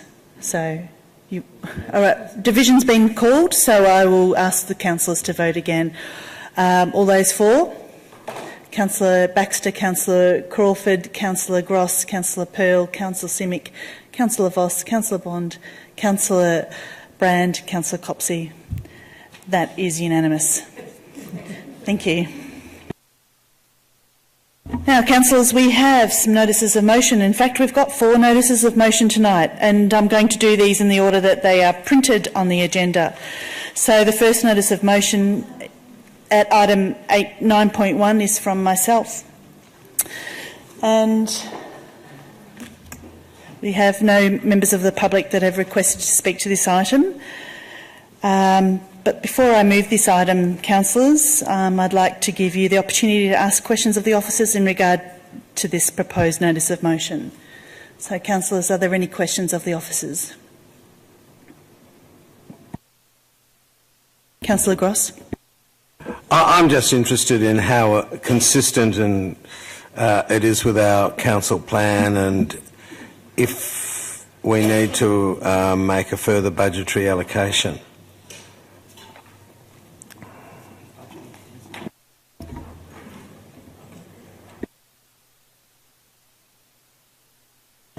Through you, Madam Mayor, it is, my understanding is it's consistent with the council direction, The additional costs of implementing these actions will be $135,000, which would be $105,000 for a full-time graffiti management officer and $30,000 to increase the street art program.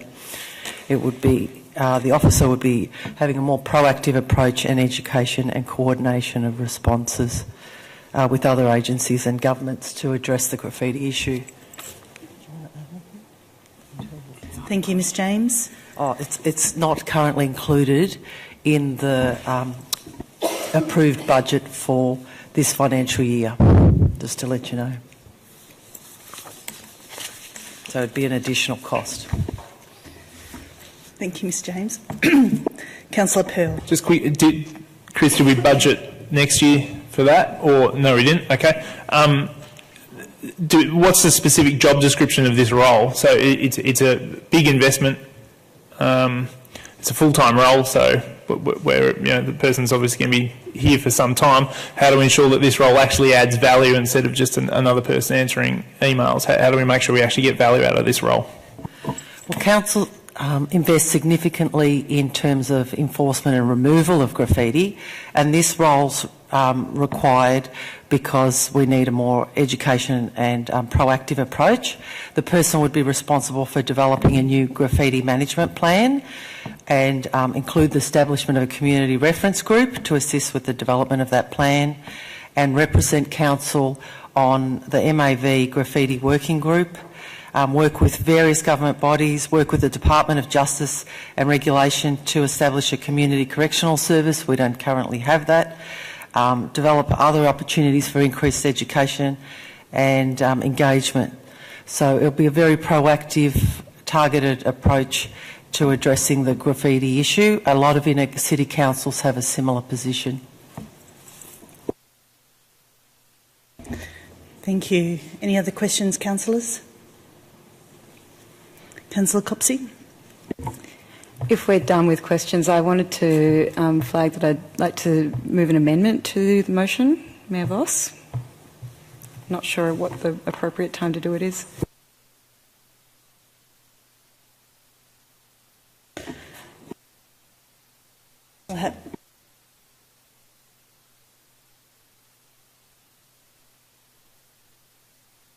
So I would take that as a foreshadowing of an amendment. First of all, we need to find out if we've got a seconder for the motion. Oh, hang on. Thank you, Councillor Gross. So we might take that in due course, Councillor Copsey. Thank you. Any other questions of the officers in relation to this motion? No? Councillor Crawford? I guess I wondered, with this new role, is there the opportunity to develop, as they have in other councils around the country, a volunteer graffiti team made up of community members? I know that there has been a successful program in South Australia and other places like that. So is that part of the thinking behind someone who could possibly coordinate that? Through you, Madam Mayor, yes, that is definitely something the person would concentrate on, and links with the establishment of a community reference group. So that could be explored further, yes. Thank you. Any more questions? If not, I will move the notice of motion. So I, Councillor Bernadine Voss, give notice that I intend to move the motion outlined at the ordinary meeting on Council on the 19th of September 2017, and that is that Council endorses the appointment of a full-time graffiti management officer to develop a new graffiti management plan for the Port Phillip City Council, which would include the establishment of a community reference group to assist with the development of a new graffiti management plan. Would also represent Port Phillip Council and the Municipal Association of Victoria's Graffiti Working Group, which will focus on a coordinated partnership approach to the management of graffiti, which will be comprised of representatives from local government, the Municipal Association of Victoria, Victoria Police, Metro Trains, Public Transport Victoria, VicTrack, V-Line, Yarra Trams and the Department of Justice and Regulation. I'll also work with the Department of Justice and Regulation to establish a community correctional service, graffiti removal program in the City of Port Phillip, and develop and identify and implement opportunities for increased education and engagement to prevent graffiti. 2, notes that the City of Port Phillip's street art program has been successful in reducing graffiti in hotspots areas and agrees to increase the current street art program from 5 murals to 10 per annum. And 3, notes the additional cost of implementing these actions will be $135,000, which would be $105,000 for a full-time graffiti management officer and $30,000 to increase the street art program. Do I have a seconder for that? Councillor Gross to second. And I will now speak to that motion. So, councillors, it's time to reduce the prevalence of graffiti where it's not wanted. Most people in our community don't like tagging that appears overnight, every night in all sorts of places. Some of it's creative, but most of it is just random, black, thick tags, making sure that everyone who knows who that person was there. I see quite outrageous tagging often in ridiculous locations. It's dangerous and at times lives are at risk. Many in the community have had enough and feel that the ever-increasing tagging is becoming a negative on their life. It is affecting their way that they view their neighbourhoods and is leading to an increased feeling of being unsafe. This morning, as I was coming here, I saw corner after corner, house after house, with newly tagged paint work in blue. And I imagined that the house occupier, renter, owner coming out this morning, seeing it for the first time, and how would they feel? And I imagine they'd be pretty upset. It makes me feel frustrated that we don't do more, but no one does anything. As a business as usual approach, doesn't cut it anymore. We need to step up because no one else will. Council does a great job with its removal of tagging and graffiti, but there is so much of it, and there is tagging on assets that Council is unable to touch. These assets belong to Vic Roads, VicTrack, Yarra-Trams, PTV, Australia Post, AusNet and other electricity providers, and the list goes on. And I'll repeat, Council does a great job, and I'm careful about increasing our expenditure, but this is really what our community wants, and I've heard from them loud and clear. They don't want to walk down a street and see every single house corner tagged like I did this morning, or a seat in the gardens that's been spray painted. They don't want to turn up to play footy and see their clubhouse violated. A business as usual approach just doesn't cut it anymore. I did fail to put this in our council plan. It was a simple mistake, and I certainly regret now. And the reason for this is that I knew that we were to review our graffiti management plan as it had expired, and I assumed that this would be the place to work on a more encompassing and sophisticated sort of strategy, like we did for greening Port Phillip. My original thinking was to set up a volunteer group of people interested in tackling this complex issue, and I've had offers of people wanting to go onto this group from everywhere, with people of all sorts of skills and expertise, including business coaches and an author who lives on St Kilda Road wanting to donate his time to work on this, what he calls the 21st century issue. A musician who's wanting to focus on youth causing this issue and find better ways for them to use their time. What I thought was a no-cost option would in fact result in significant staff resource time after consulting with officers. So that's why we've come to this.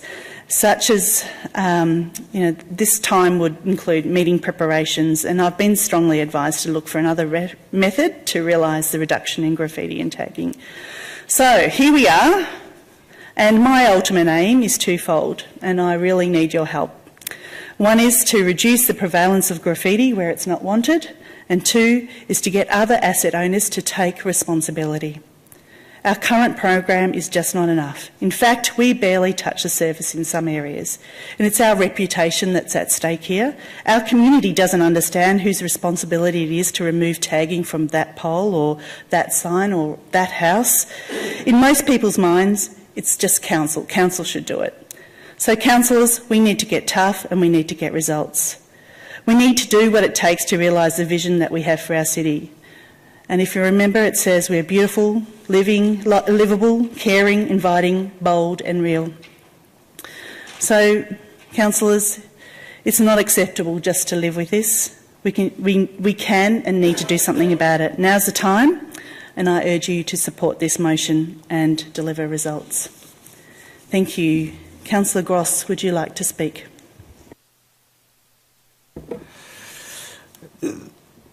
This is a really vexed problem. The usual answer is the three E's: education, enforcement, eradication.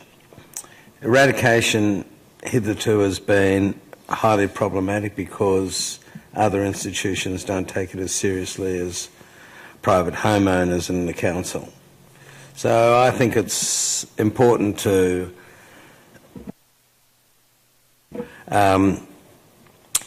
start this conversation with the large institutions in our community who have hitherto failed to address the issue. On the other hand, you know, there's education, which I think has largely failed. I mean, it's failed in every other harm that we seek to minimise. But I'll be interested to see, I'm really interested to see what ideas come out of this interrogation. It is easy to feel a sense of despair over the issue. On the other hand, it is also easy to feel how uplifting the people who graduate from tagging to be the creators of marvellous pieces around the community, and I think they add to it. That's not a unanimous view, I accept that. So this is a complicated social issue. I sort of congratulate the Mayor on trying to come to grips with it, and I can understand her absolute shock and sense of failure when you do see tagging around the place. It can be really demoralising for the community. So let's see what we come up with, and I think it's good to spend this amount of money on the issue. Thank you, Councillor Gross. Councillor Copsey. So if I may, I'll speak to that amendment motion now. Are you wanting to move your amendment and have that seconded, or? If I may, and then do I get to speak to it? So if you clarify on procedure. Yep. So I'd like to move an amended motion. So if you could mention what that amended motion is, and we'll see if we've got a seconder, and then we'll debate that part of it. Thank you, Mayor Boss. Awesome. So I thank you for bringing this motion. Broadly, I agree with the spirit and purpose of it, and I think it's addressing a real need that the community has identified. On the specific motion that I'd like to put in as an amendment is the deletion of the reference to the Department of Justice and Regulation Community Correctional Service graffiti removal program in the City of Port Phillip. So I would seek to move an amended motion that just deletes that dot point. I had a look at what that program was. I wasn't familiar with it, and it's online. So Councillor Copsey, if that's your motion, we'll second it, and then you can and then I'll speak to it. So Apologies. do I have a seconder for the removal of that third dot point on that motion? Councillor Baxter, second. You may speak to that motion. Thank you. Thank you for your guidance. So I had a look at what that program is, broadly speaking. It's a program whereby people who are in Victoria's correctional system are forced to do unpaid work, cleaning up graffiti. The website states that teams of supervised offenders use purpose-built trailers and clean-up equipment. The graffiti removal program allows offenders to make reparation for their crimes and supports offender rehabilitation by providing work-related skills to help increase employment opportunities. With respect to the authors of that statement on that website, I don't think that going out and having to inhale noxious chemicals and having to scrub graffiti off walls is actually providing people with much rehabilitation or supportive reskilling. So I'm sceptical of the claim that's put there. So I seek support of councillors to remove this element of Mayor Voss's motion, and I'm supportive of the overall intent, and that the body of the motion will allow us to achieve really good outcomes for our community. But I don't see how forcing people to clean public assets rehabilitates them or provides skills, and I don't think that the City of Port Phillip should be outsourcing its role to the prison population of Victoria, especially when that work that they're being made to do is forced and unpaid. I think that the points that Councillor Crawford raised around the volunteer and what you're interested in looking into a genuine volunteer workforce who would participate in that would be a far preferable option, and I think that the body of the motion leaves that option open for us to explore.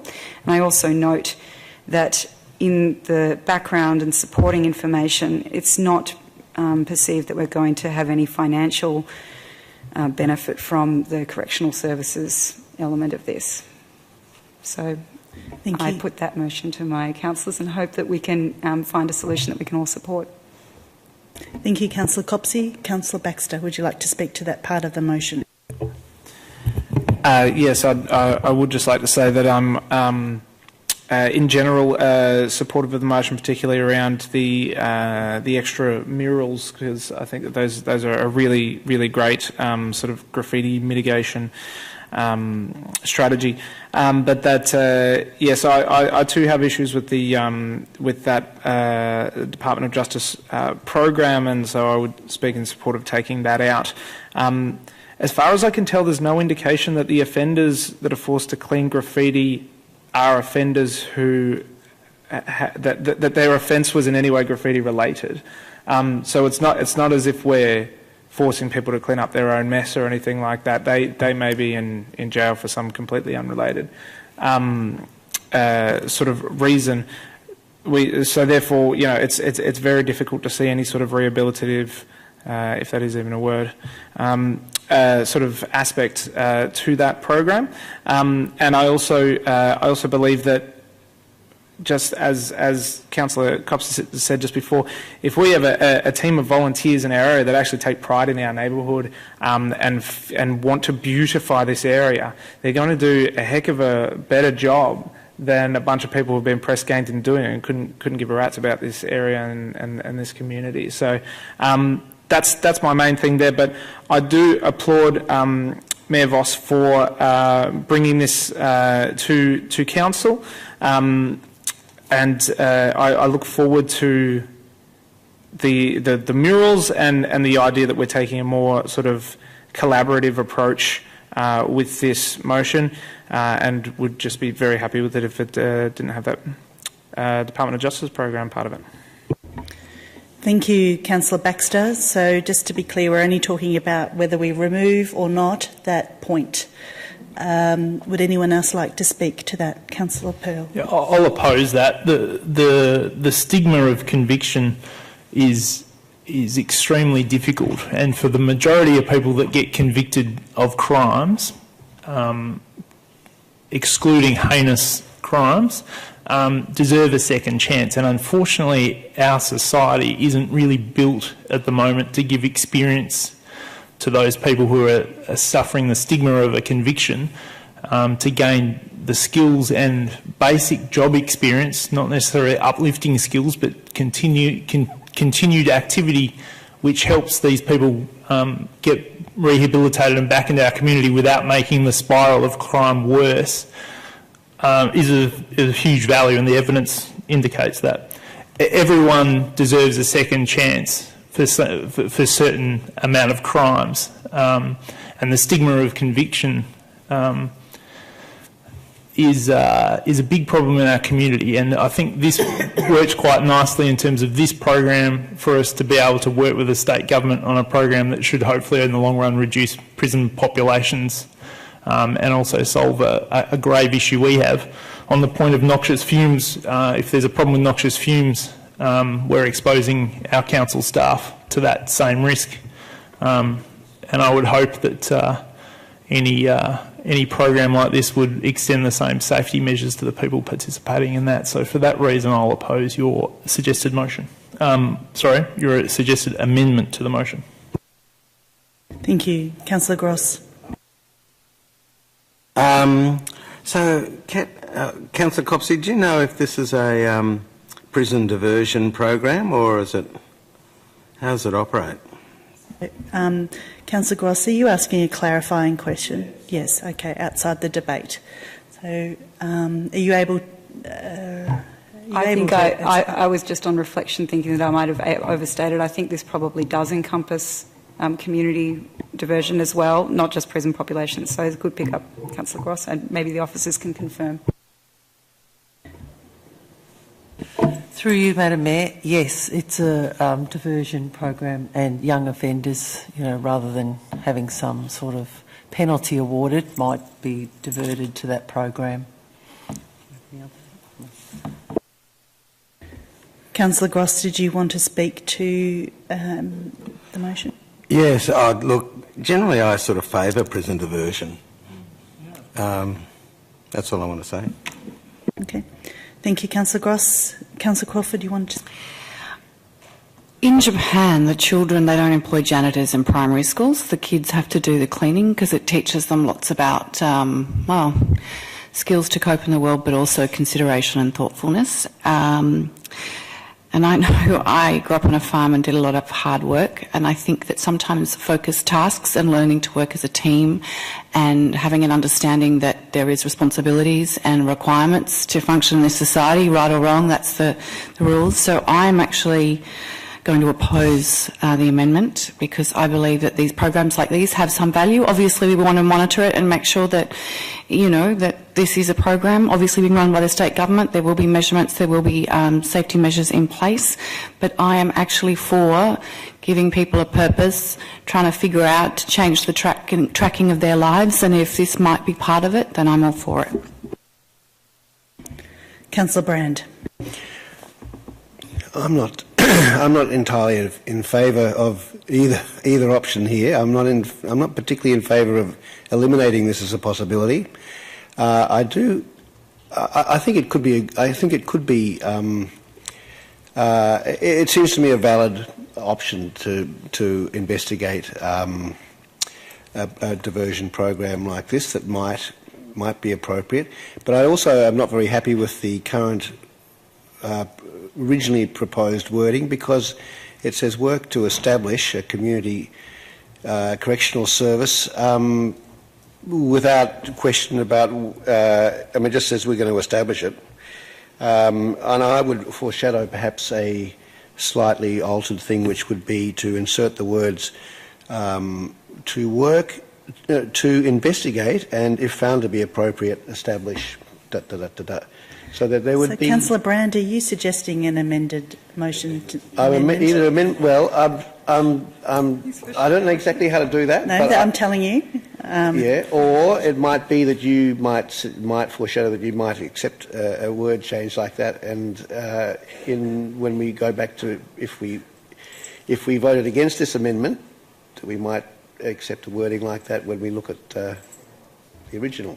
All right. Well, you have to make a choice. What would you like to do? Well, I would like you to accept it as a possibility that we might do if we went back to the original wording by defeating this one.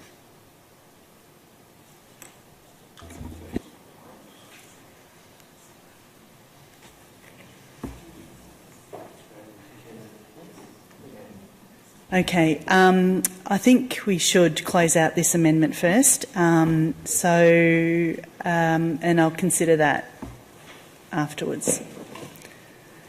But you do lose the opportunity to make an amendment if I don't agree. Okay, Councillor Brand. Great. We're going to get tripped up on this. Yep. So, Councillor Brand, did you want to finish what you were saying on this item? Well, I don't know what I'm advocating now, but I certainly don't. I don't like either. I think we should have it on the table. I don't think we should be committing to do it. Thank you, Councillor Brand. Councillor Simic. Thank you, Madam Mayor. Apologies to everyone. I think it's been a very long day for councillors after starting at 8 o'clock this morning, and sometimes our procedures get complicated, even for us who've been through them before.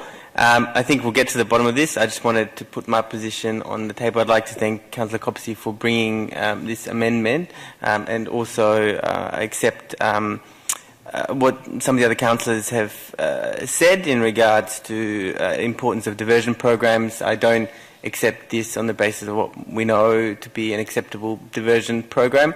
I don't see how it helps with rehabilitation. Yes, allowing people the opportunity to work and improve their skills is a good way for people to be moved into slightly different opportunities, but this doesn't achieve that. And so I won't be, I'll be supporting the amendment, and I will foreshadow that if an amendment were to come up to say that if found to be appropriate, I don't think that we've spent enough time identifying, or won't have enough time to identify tonight what appropriate means and appropriate by whose measure, and as such I don't think that that's the way for us to go tonight. I think we've got a good motion here from Councillor Voss, which does put us in a good direction to tackle an important issue to our community.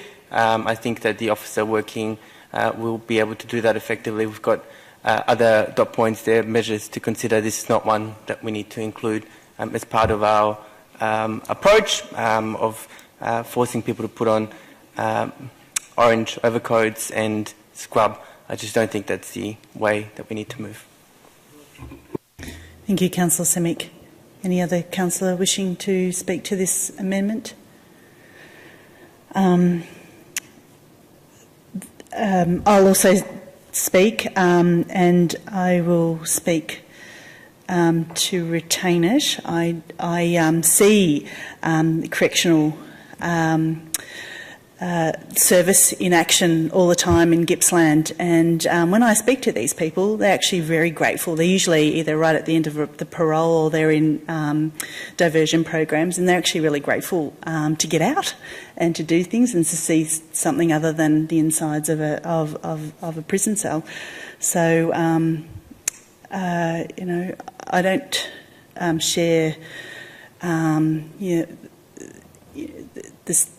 all the doom and gloom I think that you do there. I do want it to be the right sort of program though, and I'm not just interested in you know, it being anything. So, but I think I would stick with keeping the item in the motion. Councillor Copsey, would you like to close? Yes, just thanks for bearing with me. To clarify, I'm absolutely in favour of effective diversion programs. I'm just very sceptical that this one is going to deliver the necessary support and skills for people to develop, you know, future job training and so on. And I think that Councillor Baxter has made a very good point that we would probably achieve a far superior outcome, not only in terms of amenity, but in terms of community development and participation by exploring volunteer teams instead. So I'd encourage councillors to think about the other beneficial options that we could explore that don't have the downsides that this program does. Okay, well then I'll put that motion, that amended motion from Councillor Copsey, which is, just to recall, the removal of that fourth dot point there. All those in favour? That motion is lost. Councillor Bond has requested a division on the amended motion. Just to correct you, you said the fourth dot point is the third dot point. So if we're calling a division, we get another opportunity to rephrase it. So perhaps just confirm it's the third dot point, Madam Mayor. Thank you, Councillor Pearl. You do get an opportunity, and you also get an opportunity to change your vote. So, you know, you get two bites at it. So, just to reiterate, this is the amended motion to the motion, which is to remove the third dot point under item number 1. I will ask you to vote. All those in favour? So that's Councillor Copsey, Councillor Simic and Councillor Baxter. All those against? Councillor Brand, Councillor Bond, Councillor Voss, Councillor Pearl, Councillor Gross and Councillor Crawford. That motion has failed. So we're back to the substantive motion.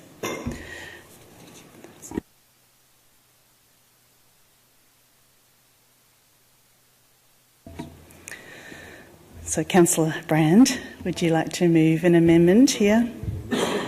And what is the amendment? Let me get on the mic. To insert the words, after work with the Department of Justice and Regulation to investigate and, if found to be appropriate, establish, well, establish is already there. So it's to insert the words investigate and, if found to be appropriate, and that would read establish a community correctional service graffiti removal program in the city of Port Phillip. I'm happy to second that. So Councillor Brand has moved to insert the words investigate and, if found to be appropriate, in between to and establish. Is that correct? Yep. And Councillor Gross is seconding. Councillor Brand, would you like to speak to your motion? Yes, as I said before, I'm not against the idea of correctional programs or diversion programs. I think that we shouldn't do it. We shouldn't just move. We shouldn't just determine to establish it now through this particular thing. I think that we need to look at it a bit more. It might be totally inappropriate, or it might be terrific. I just think we need to assess it before we leap into it. So that's what I'm hoping to do. It preserves the opportunity. It doesn't directly make it happen right now. Councillor Gross? No, thanks, Madam Mayor. Councillor Simic? Madam Mayor, can I ask a clarifying question? Yes. A question to Councillor Brand, who's put forward alternate wording, wondering how this investigation is planned to take place and whether perhaps wording's required, asking for an outcome to be brought to a council meeting so that we can decide as to whether to include that as part of a decision or not. It seems uncertain currently as to what steps we'd actually take to come to a decision and what transparency will be applied to the decision. Is it appropriate for me to proffer an alternative wording to that? So Councillor Simic has asked a clarifying question. You may answer the question, otherwise we'll ask the officers to... My answer to that question would be I'd be happy to... I agree there needs to be... It needs in some way, I mean, to articulate who would find it appropriate in what way, but I would say that if it's said to be found by council to be appropriate, that might put it back in our plate. Councillor Brand, are you suggesting an amendment to your amendment? Afraid so. Okay, so how would that read? So work with the Department of Justice. Can't read it now. Yep. To investigate and, if found by council... If found by council, so in between found and to. Councillor Gross, will you second that amended? Look, I think it's adequate if we say by the CEO. We don't want to come back with another report, do we, on, you know... I think that's what we're about to debate, if you agree. Okay, look, I'm happy not to change my second.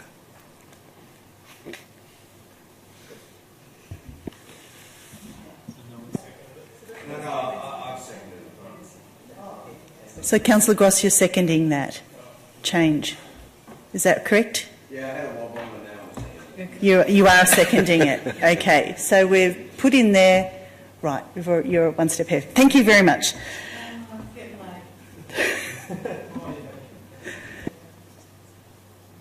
So, yes.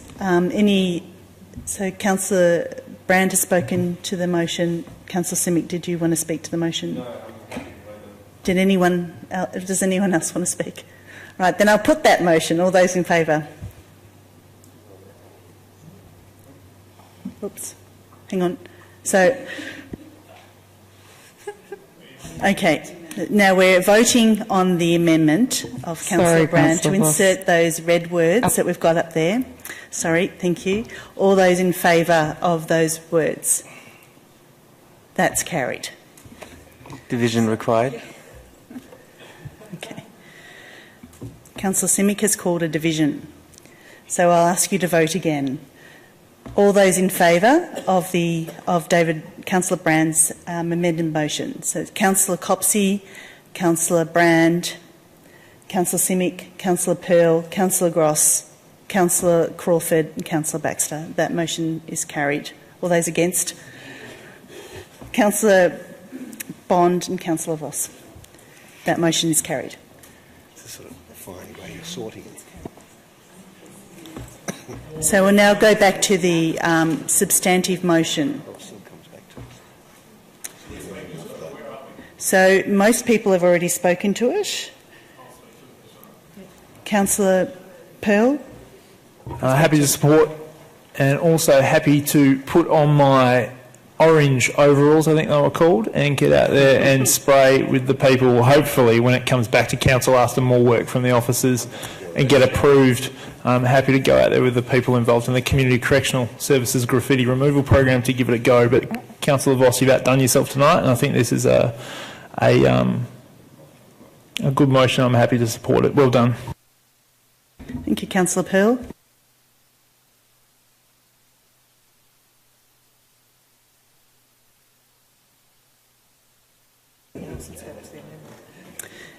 Anybody else would like to speak to the substantive motion?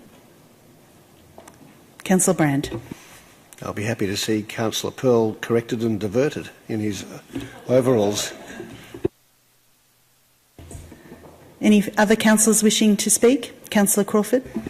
I'll keep it short and sweet. One of our concerned residents in Elwood made a beautiful project for the Mayor, the CEO and myself, where she went out and took photos of all the various spots near her street in Elwood and compiled it and pointed out the various things. It was a lovely, about 8 or 9 pages, and she did maps in Elwood where this graffiti could be found, and she is very distressed and very keen for this to be an issue that we get on top of.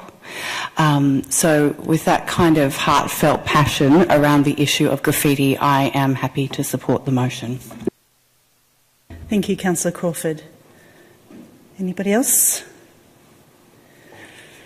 If not, Councillor Gross. I will just say this is a very important issue to the Older Persons Consultative Committee. Has been mentioned quite a bit.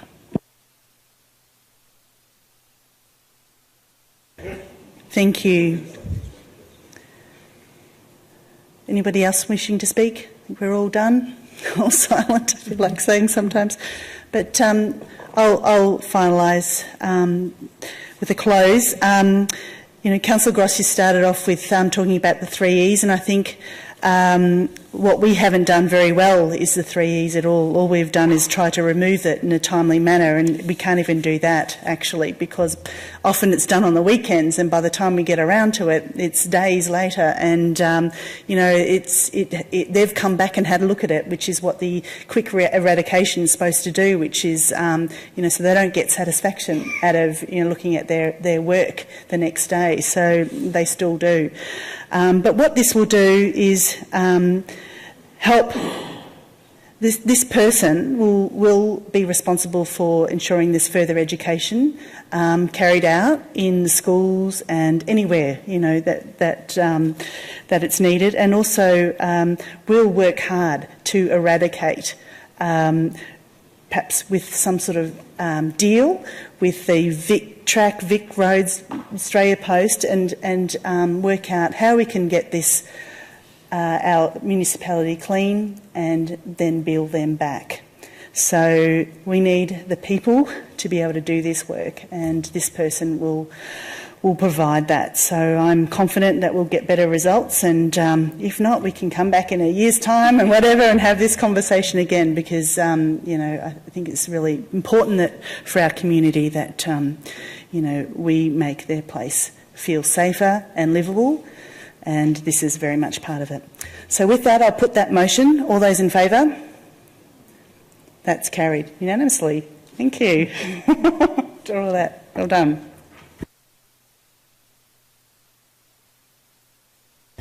The second notice of motion is 9.2, is from Councillor Gross. Councillor Gross, we don't have any members of the public that's requested to speak. Could you please announce your notice of motion? Actually, before we do, I apologise, I'd like to give the opportunity to councillors to ask any questions. Councillors, are there any questions on Councillor Gross's notice of motion to the MAV on graffiti? Okay, we'll go back to where we were. Councillor Gross, would you speak to your motion, or actually announce your motion? Submits the following motion to the 20th October 2017 Municipal Association of Victoria State Council meeting. 1, that the MAV negotiate with all public asset owners to improve graffiti removal service levels, bracket, either directly or by contracting individual councils to do that on their behalf, close bracket, to a level consistent with community expectations, and report back to future MAV State Council on the result. Thank you, Councillor Gross. Do I have a seconder? Councillor Copsey. Councillor Gross, would you like to speak to your motion? Look, I say this without diminishing my attachment to this resolution, but it is really just a natural concomitant of my being this council's rep on the MAV, and to get it to the MAV we have to run it through council.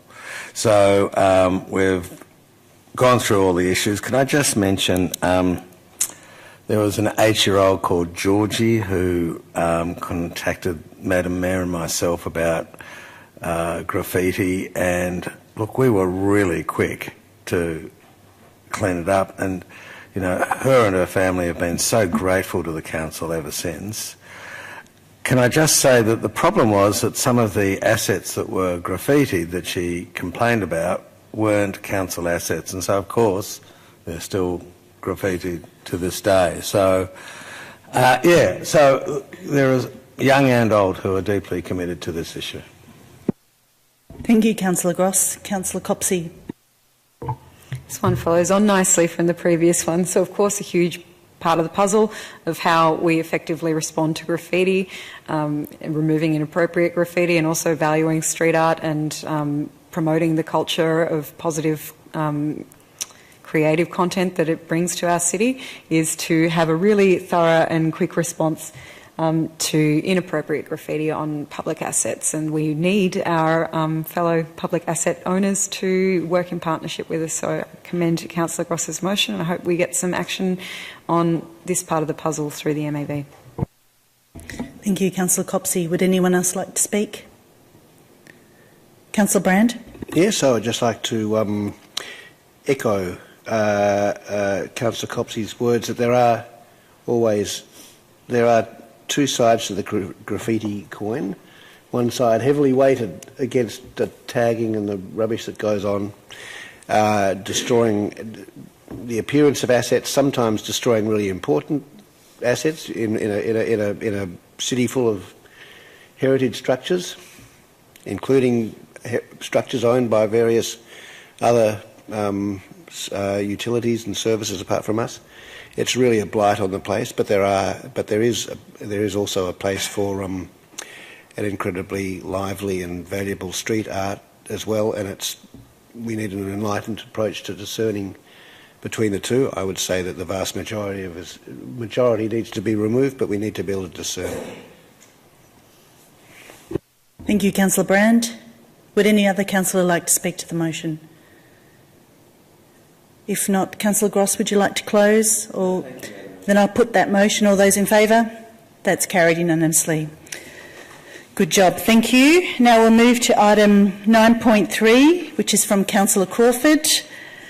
Councillor Crawford, Madam Mayor, before that motion is put, can I get you the rule on a point of order for me on 9.3?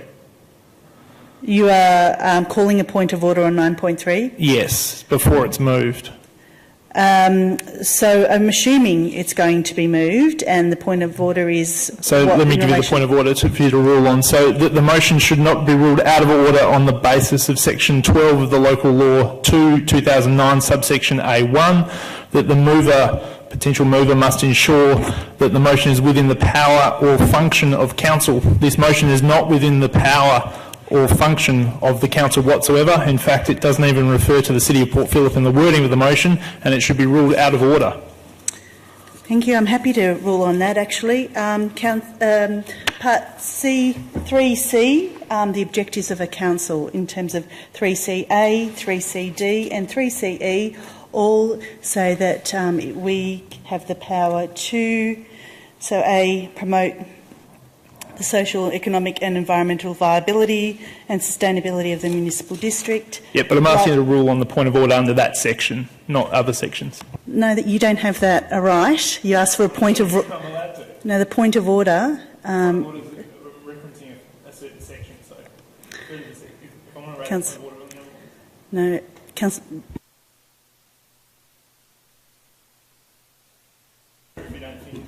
Madam Mayor, you can use other parts of the Local Government Act to help you decide whether the point of order stands or not. So that was what I was doing, Councillor Pearl. Go for it, Madam Mayor. Thank you. So, and I mentioned those sections of 3C in Part 1 of the Local Government Act, 3D and 3E both contain components that relate to advocating to other levels of government. Councillor Crawford, can you please move your motion?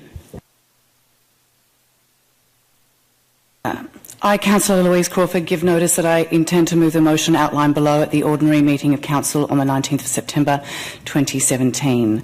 That Council welcomes, the State Government's Victorian Renewable Energy Targets, VRET, and supports passage of the legislation in the Victorian Parliament. 2, notes the VRET initiative will assist the municipality in reducing its carbon footprint and attracting local investment in renewable energy. And 3, calls on the Minister for Energy, Environment and Climate Change and the Shadow Minister for Renewables to work together to deliver this legislation. Thank you, Councillor Crawford. Do I have a seconder? Councillor Gross to second. Councillor Crawford, please speak to your motion. So I trained with Al Gore a number of years ago, and climate change is what got me into politics.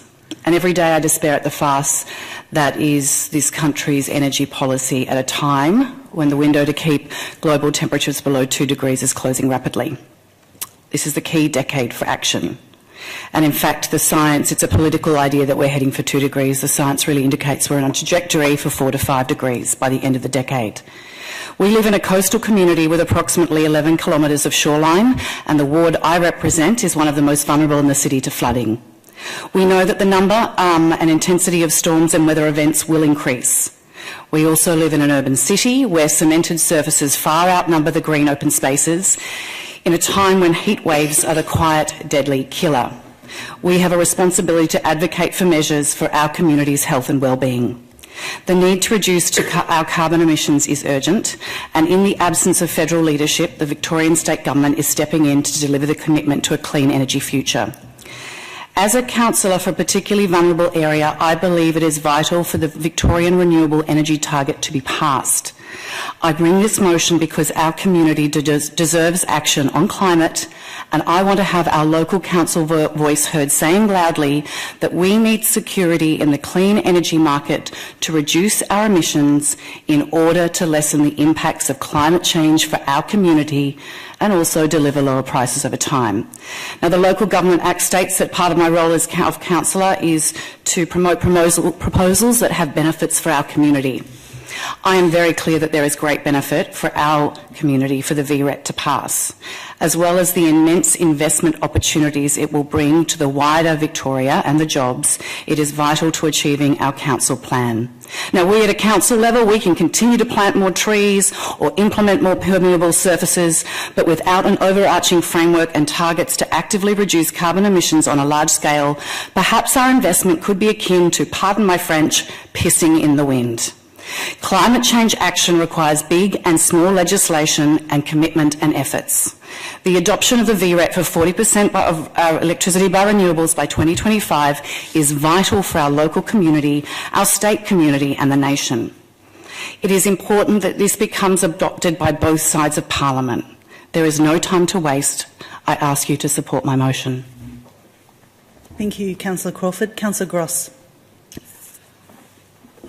Part of the conversation that's come out of MREP is in my own head about which tier of government should take on some responsibility for the mitigation of climate change gases, and what has been the response hitherto.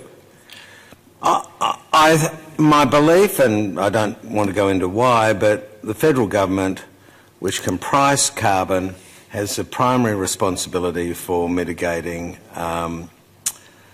climate change emissions. But in the absence of that, it is the evidence from both the US with California and Canada with British Columbia, it is open for provincial governments to take a real role. So I'm happy to support this advocacy because I've been disappointed with the response of a couple of federal governments, and we've got to the situation now where there's such policy uncertainty that there's insufficient investment in energy production, and that the mitigation of emissions is an embarrassing disgrace. So yes, I think it's appropriate for provincial governments to step up, and I'm happy to support Councillor Crawford's efforts with this notice of motion. Thank you, Councillor Gross. Councillor Simic. Thank you, Councillor Crawford, for your initiative and bringing this motion forward. I wholeheartedly support the comments you've made so far. I would like to move an amendment to strengthen the proposal, please. Councillor Simic, what is your amendment? Thank you, Madam Mayor. I move an amendment that we incorporate 3 further points to the motion. So the motion would read as it currently stands with the first 3 points, and I move that we incorporate points 4, 5 and 6. Would you like me to read them out? Yes, please. Thank you. Point 4 recognises that moving away from coal is urgent if we want to limit the damaging impact of global warming. Point 5 calls on the state government to develop a plan for transition away from coal which safeguards the future health and prosperity of the community. This requires developing a strategy to support affected communities. 6 write to the Minister for Energy, Environment and Climate Change and the Shadow Minister for Renewables, outlining our support for the VRET and advocating for full transition away from coal. Thank you, Councillor Simic. Do I have a seconder? Councillor Baxter to second. Councillor Simic, can you please speak to your motion? Thank you, Madam Mayor. I note that the words are still coming up on the screen. Thank you everyone who's been with us so far and still in the gallery. I know that there's people watching at home as well. Thank you for everyone for staying with us. So moving away from coal is urgent if we want to limit catastrophic impacts of global warming. A just transition means moving to a new economy that drastically reduces greenhouse emissions in a way that's sustainable and fair for affected communities. The impact of burning coal on our environments have been known for decades, and successive governments cannot continue to delay urgent climate action any longer, just as they can't continue to delay the implementation of transition plans for affected communities. The planning can and should be done well ahead of closure of plants, rather than as in impulsive reactions such as we saw following the closure of Hazelwood power plant in the Latrobe Valley. Despite the overwhelming evidence about the impact of burning coal on our environment. In February of this year, the Environment Protection Agency allowed the expansion of a major brown coal power station. Giant French company Engie received approval to upgrade the Loy Yang B coal-fired power station, which will increase the capacity of the station by 8.6% and burn 400,000 tonnes more brown coal per year. This is clearly taking us in the wrong direction. As a result, as recently as July this year, the state government stated, and I quote, "Victoria is open for business for new brown coal projects." Surely this is at odds with any legitimate approach to tackling dangerous climate change and achieving Victoria's zero emissions by 2050. The closure of Hazelwood should have been a wake-up call to the state government to set their priorities straight, but instead we still have no authentic plan to move beyond coal. As far as I'm aware, the state opposition doesn't even have a strategy or a plan, but I'm not sure. Perhaps some of the other councillors who are closer to the Liberal Party can correct me. That's why... Good, thank you.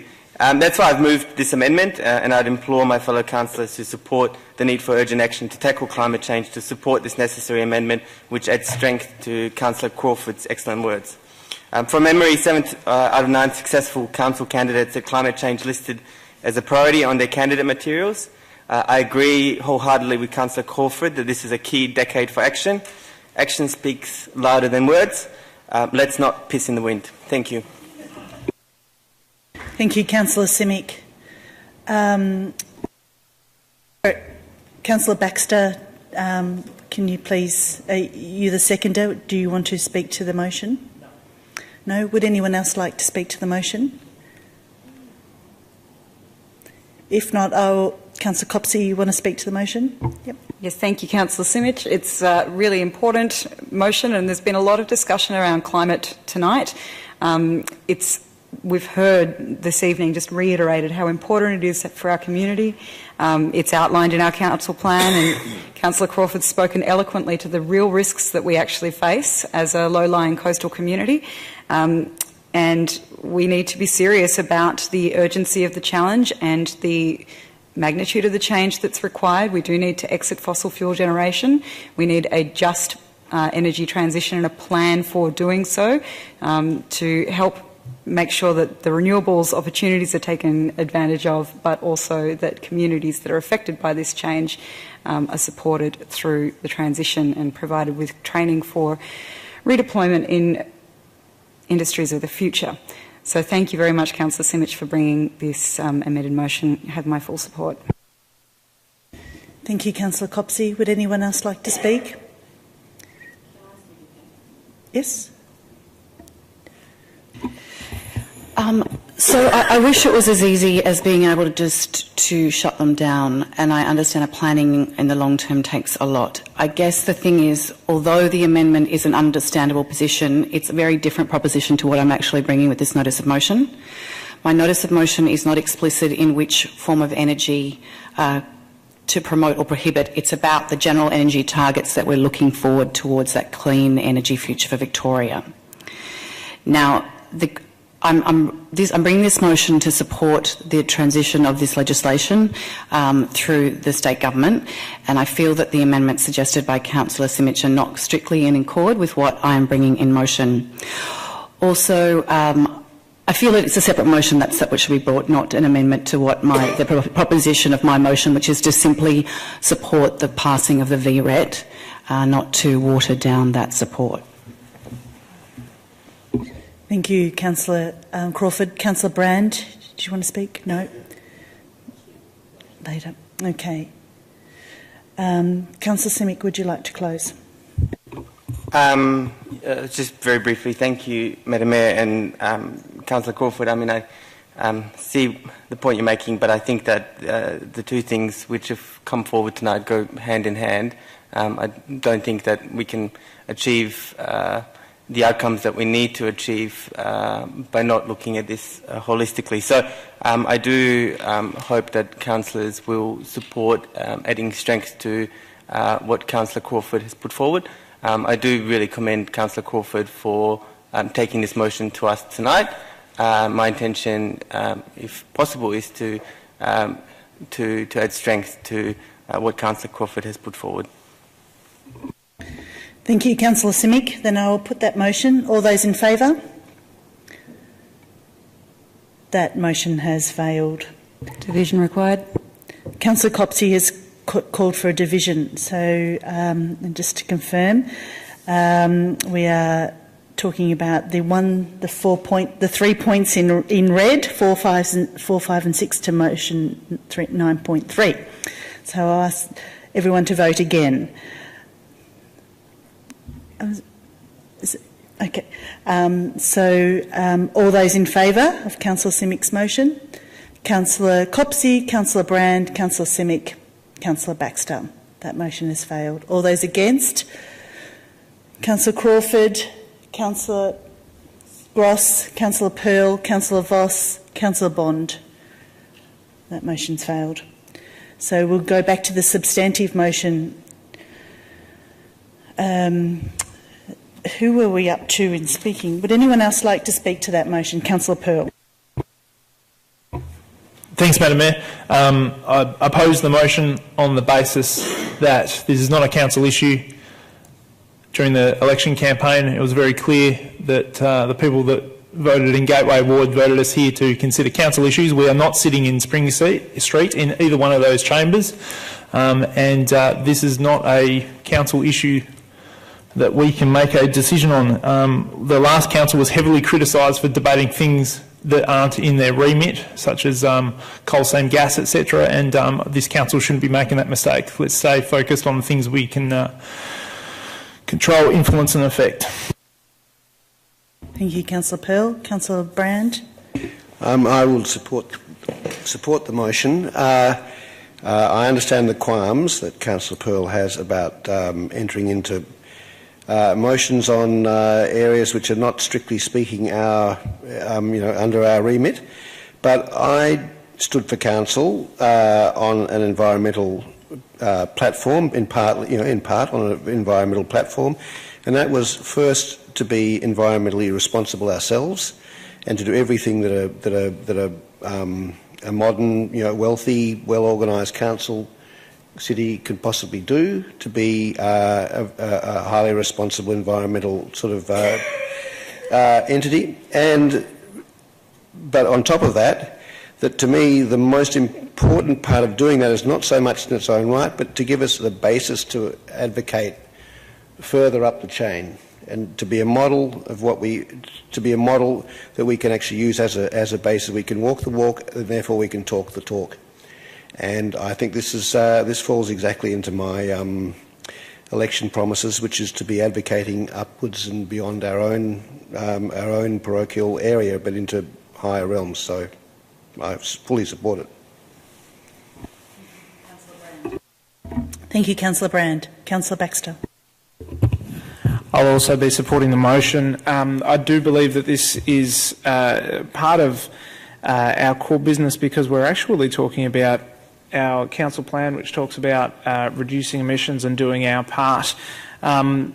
Doing our part means that although we're having quite a lot of movement at the grassroots level, at local council and private organisations and so forth, what we've generally seen is gutlessness from state and federal government. So when we actually do get a state government that is going to do something, and I'm always in favour of you could do more, and I want them to do more, but I do think that this is something that we should be advocating and going, yes, do that. The Victorian Renewable Energy target is a positive step, and that we should be calling for the passage of that. I would also note as well that the Shadow Minister for Renewables is one of our local members, and I think it is absolutely part of our job as a local council to advocate to our local members on issues that affect our community, and of course it's right there in our council plan that these the issues of emissions reduction and how to combat in the best way possible a warming world which will have devastating effect on our coastal community going forward. So I think that is absolutely part of our job. Thank you, Councillor Baxter. Councillor Simic. Thank you, Mayor Voss. Thank you to councillors that have already spoken. I do support the... I think actually, Councillor Simic, you've already spoken to this motion. I haven't. Not in this motion, Madam Mayor. He spoke to us. Did speak to the amendment. Not the substantial motion. Okay, thank you. I'm just taking some advice from Mr. Chick. Sorry, go ahead. I promise to be brief. I know it's been long. No, I do support, obviously, the motion. I think we've got it. And I think it's within Council's remit to work with other levels of government to make sure we get outcomes. This is a completely complicated area. And we do need to work across levels, and it is our responsibility to advocate on behalf of the community, and communities come back to us loud and clear that they want action on climate change. The VRET is a step in the right direction, and so I do support Councillor Crawford's motion. Thank you, Councillor Simic. Anybody else wishing to speak? Councillor Bond. And thank you, Madam Mayor, for allowing us to debate this partisan party propaganda piece.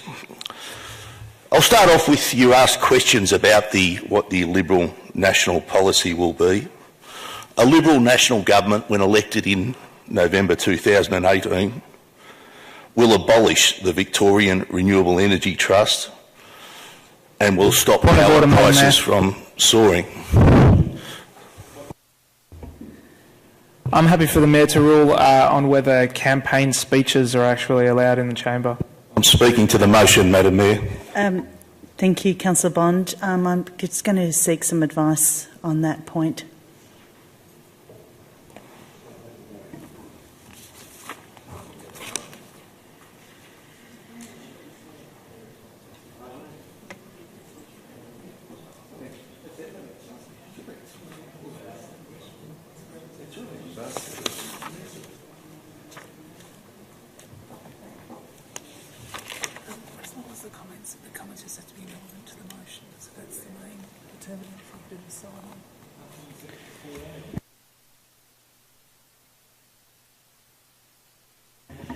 So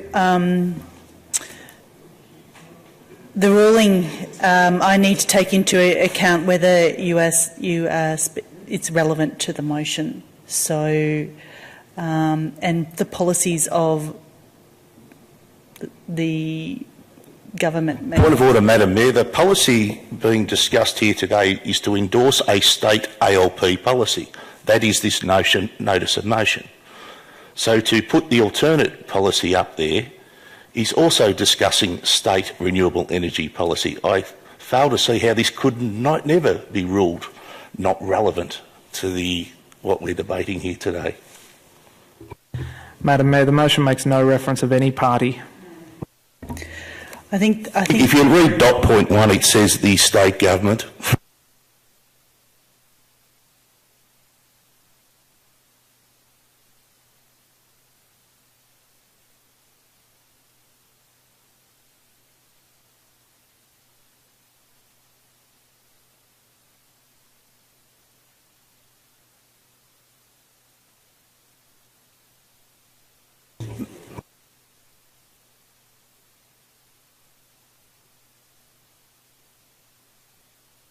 Madam Mayor, would you like me to continue while you make a decision? No, Councillor Bond, can you please wait until I make the decision?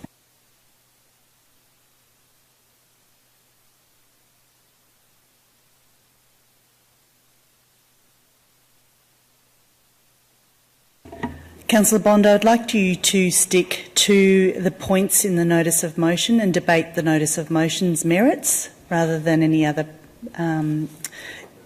policy of any government. Thank you, Madam Mayor. I will ensure I do so. The numbers in the notice of motion in front of us, the claims there that this will reduce energy prices by, $30 for households, $2,500 a year for businesses and $140,000 a year for big businesses are based on dodgy ALP modelling. Even the Minister today, the Minister for Energy, Lily D. Ambrosio, When asked by the great David Southwick, the member for Caulfield, what impact this would have, her response was it would have a price rise of about 50 cents per week per person. So even the minister responsible for this is not even aware and able to stand by the dodgy numbers put to us today. But the ALP issues with numbers are well known. The difference between their primary residents and their secondary residents, printing, numbers of items coming out of Madam printing. Mayor. Councillor Bond, please Councillor stick to Bond the is items straying in off course. I'm sorry, Councillor Copsey? Just that Councillor Bond is not abiding by your earlier ruling. Councillor Bond, please stick to the items in the motion. As stated in the notice of motion, the Victorian renewable energy target will not bring down prices. Only reliance on coal and gas will bring down prices. And if Councillor Crawford is concerned about the cost of electricity pricing, she should be advocating for more gas and more coal-fired power.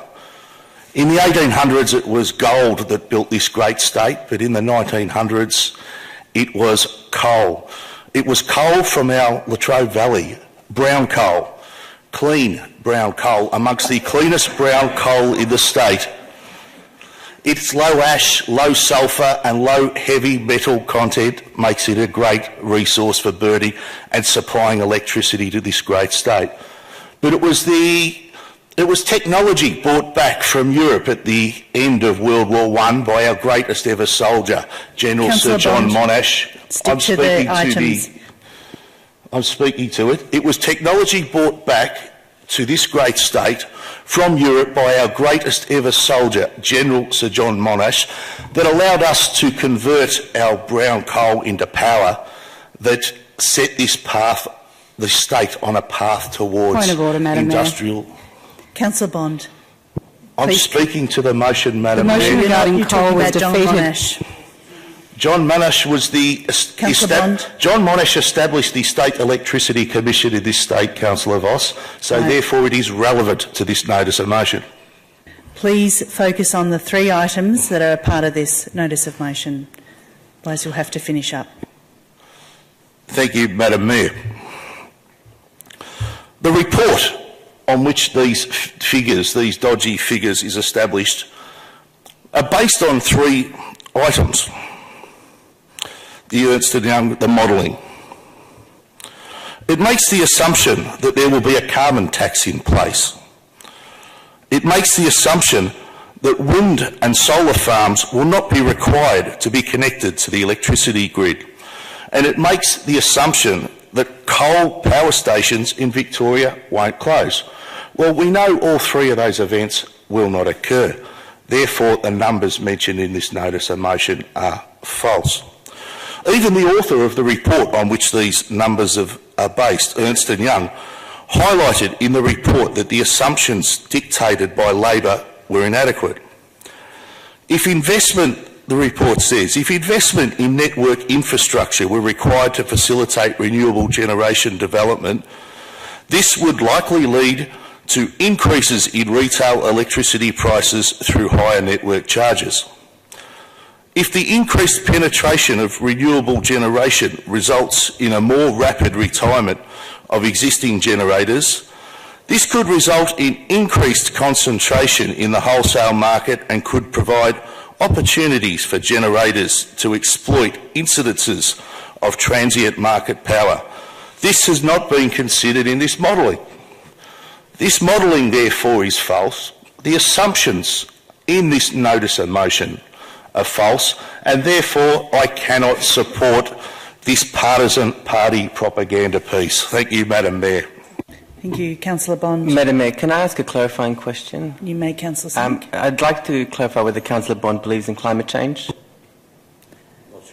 No, it's not relevant to this. I'll answer that for you. No, I'm happy Councillor to Bond. answer that. Yes, I do, and I've never met anyone who doesn't believe the climate change.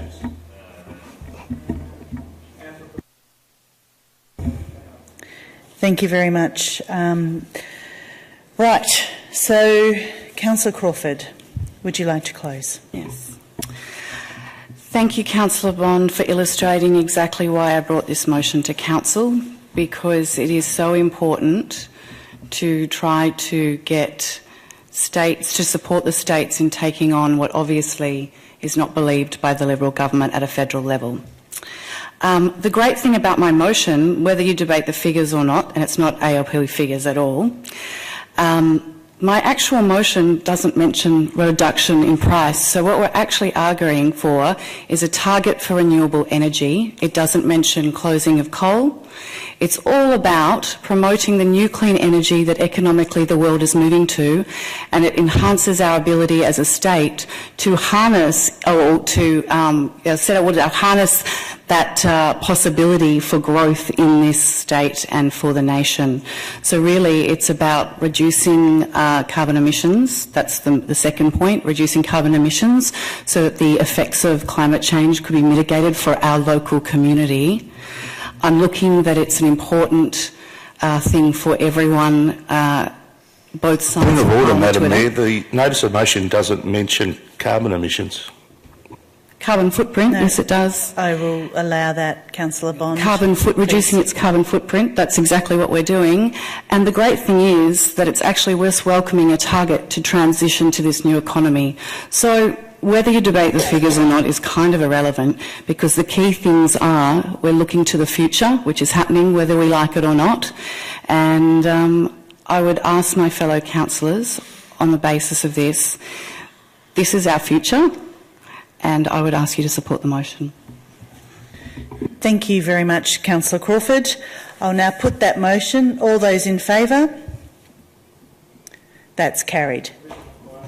Division. Councillor Baxter has called for a division, so I'll ask you to vote again. All those in favour? Councillor Baxter, Councillor Crawford, Councillor Gross, Councillor Simic, Councillor Voss, Councillor Brand and Councillor Copsey. All those against? Councillor Pearl, Councillor Bond. That motion is carried. Thank you.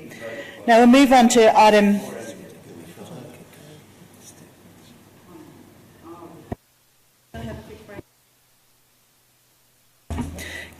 We will move on to our last notice of motion. Our fourth notice of motion, 9.4, is from Councillor Pearl. Before Councillor Pearl starts, does anyone have any questions of the officers? I'd like to ask a question. And that is, what do we have currently in place that so that councillors just can't fly off anywhere? Who actually approves this spending?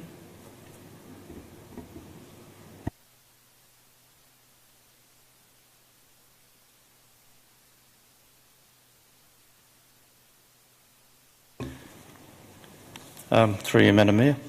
The adopted councillor support and expense reimbursement policy states that all overseas travel is to be authorised by council resolution, and domestic air and rail travel must be authorised by either a council resolution or by the CEO.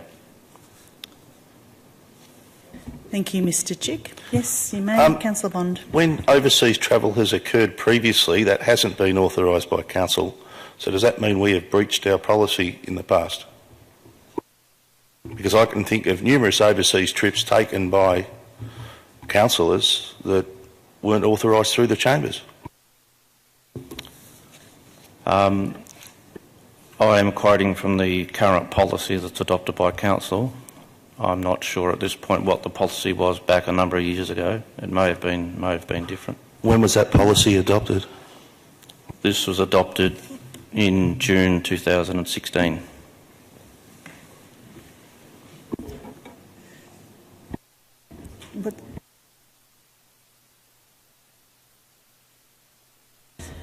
Mr Chick, what was the name of the policy? Our councillor support and expense reimbursement policy. This was initially approved as part of the councillor code of conduct.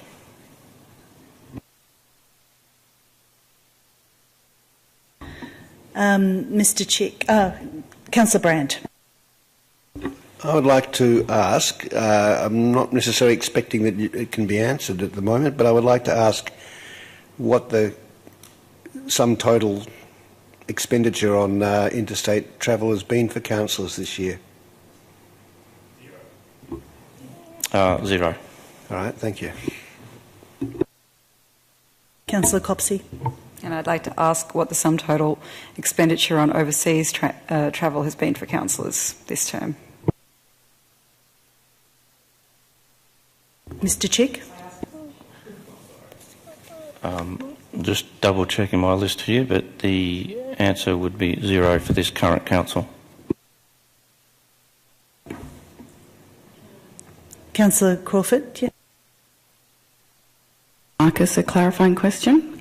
So, Councillor Pearl, I just wonder, is this motion moved because of an incident that has occurred in regards to our travel since we have become councillors?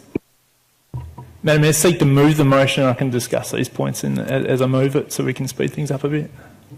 The question's been asked. Councillor Pearl, are you happy to answer that? Clarifying question is fairly simple. Prevention is better than a cure. So let's deal with these matters before we have a problem.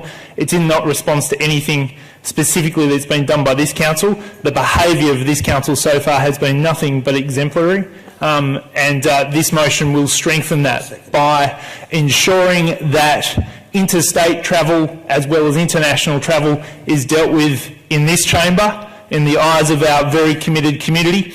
And more so, it strengthens it with Section 4 that isn't currently in any of our Code of Conduct, that ensures that once the travel has been taken place, accountability is brought into the policy and procedures whereby the councillor has taken that travel, has to come back to the community and justify what they learnt from that travel and what the value to our overall community was. Does that clarify? Thank you, Councillor Pearl. So, would you like to move your motion, Councillor Pearl? Easy. So I said I thought it would be a quick one, but it wasn't. The motion is that council requires any councillor travel interstate or overseas for council business and or where the City of Port Phillip is being requested to pay for or reimburse any part of the travel must request approval from the council at a council meeting. 2, amends its councillor support and expense reimbursement policy to delete the reference to the Chief Executive Officer bracket or delegate bracket having the power to authorise domestic air or rail travel. 3, requires that the councillor request must include the destination or destinations, the travel dates, reason for travel, a clear explanation of the benefit of the proposed travel to the City of Port Phillip community and the costs of the travel. 4, within 8 weeks of return from the approved travel, the councillor must, at a council meeting, present a summary of the travel, including the benefits of the travel to the City of Port Phillip.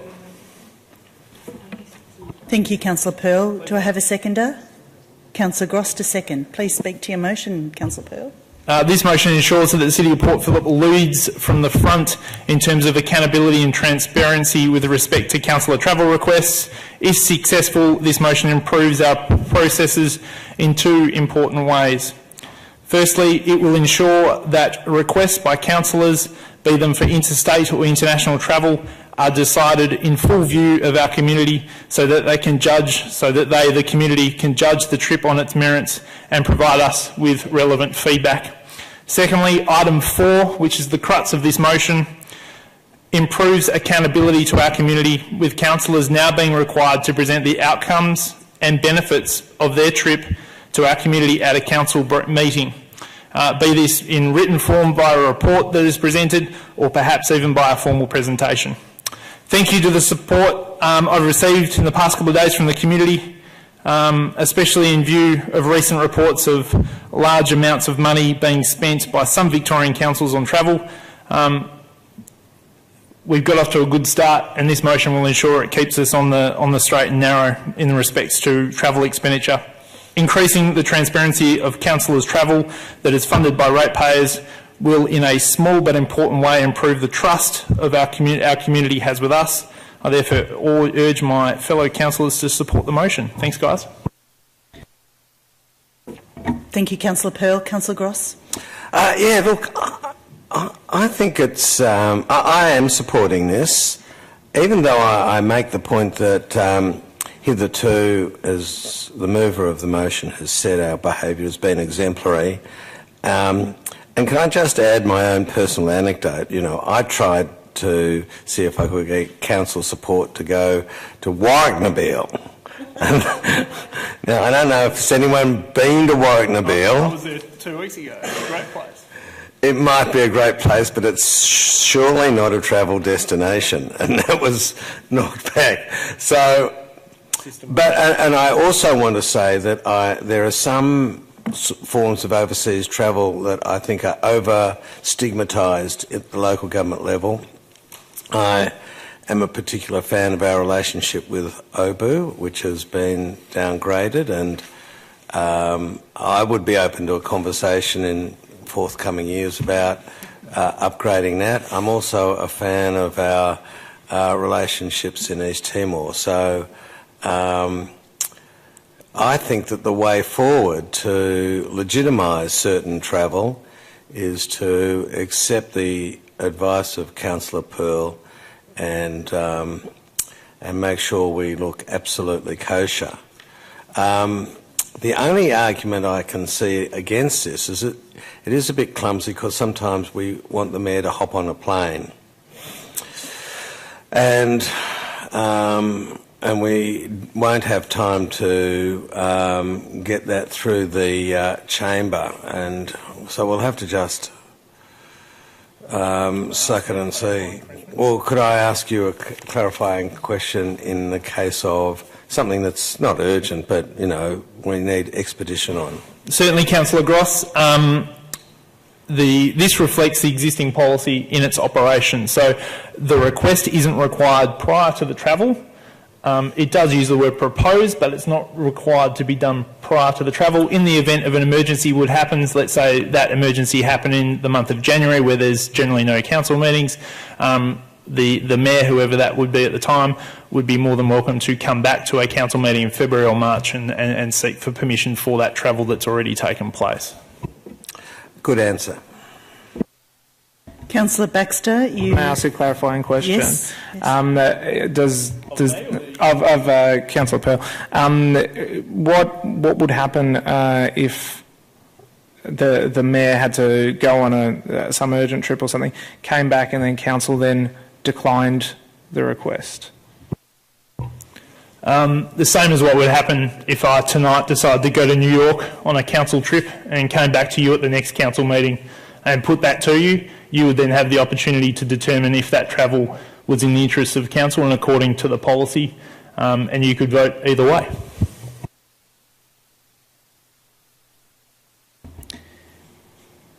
So, Councillor Baxter, yeah. Look, I will not be supporting this motion.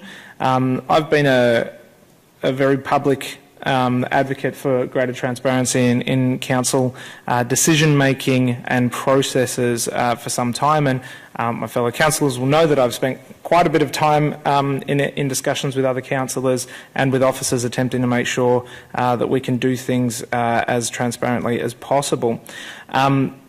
Which is why I'm slightly hurt that I wasn't approached by Councillor Pearl when he was drafting this motion, because I thought I'd sort of had a reputation about that. But what I would say is that I think that this motion seeks to solve a problem that doesn't exist during our Mayor. Particularly, there are times when the Mayor will need to travel to have very sensitive discussions that probably shouldn't need to come back and be reported on in a public forum. These are usually not necessarily confidential but sensitive, and the way that information is made public should be handled in a really careful manner sometimes. So I think that this removes a lot of the leeway that we would give ourselves in order to make those decisions. The problem doesn't exist. We're not going on junkets. It's simply doesn't happen here. And as Councillor Gross said before, when he tried to go to Warwick Nabil, he was denied any council funds to do so, even though an argument could be made that he was doing it on council business, although it was MAV business, so that was where the line was drawn. So I don't think that there is an actual problem here. I believe that this may have more to do with Councillor Pearl being seen to do something on this. I think that I am absolutely keen to look at. I'm absolutely well. Thanks for your honesty and transparency. But what I would say is that I'm very, very keen to look at ways in which we can actually strengthen the real transparency of our decision making and the way we spend money. And I'm always willing to work with people to look at that. I'm foreshadowing a motion as well that I've got here of some things that we could do in that space. And so I like the idea, but I think this is, this is a kind of a nothing motion. Yeah. So, Councillor Baxter, are you foreshadowing in the event that it fails, or how? In the event that it fails. Okay, you have an.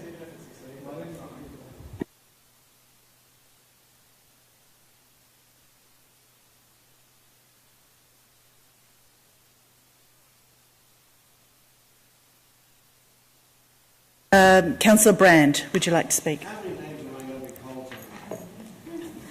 That was the wrong one. No, I said thank you. Yes, I don't think I'm going to be voting for this motion, even though there's plenty in it that I like. Some of it, well, plenty of it, much of it is already contained in the current mechanisms that we have, so I think they're fine. I would be happy to vote for it if I could be satisfied that the instances that Councillor Baxter has raised, the instances, for instance, like an emergency, like something that had to happen quickly, without putting in a great number of requests and what have you, can be sorted out. But also, particularly the confidential sort of things or the sensitive things, there occasionally that's what the mayor needs to do, and I don't think it's wise that we actually make that impossible. I think that we need to rely on our internal codes of conduct, conventions, the current system. There's plenty that we have, I think, that can keep it all under control, and I certainly think that we are either being kept very well under control now, or we don't need that control anyway. I think the 8 weeks of return, having to actually acquit what you've done, I think is an excellent idea. I'd be very happy to vote for a motion with that in it. But I just don't think it's necessary, and I think it's too restrictive the way it is for practical, totally legitimate travel arrangements. So, I'm not dead against it, but I just don't see why we should put those restrictions on legitimate travel arrangements. And when somebody comes up with a motion which allows for them, I'll vote for it. Thank you, Councillor Brand.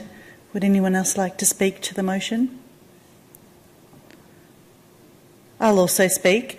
And I just want to, bring to the foreground here that this motion looks like, to the average person listening or reading the motion, that there's a problem here in the city of Port Phillip with councillors regularly travelling interstate and overseas. And I'm glad that you've, made it very clear that that's not the case and not why you're raising that, because I also wanted to be clear that this is definitely not the case. And in fact, I think we're quite adverse, to travelling, and that most invitations are actually turned down.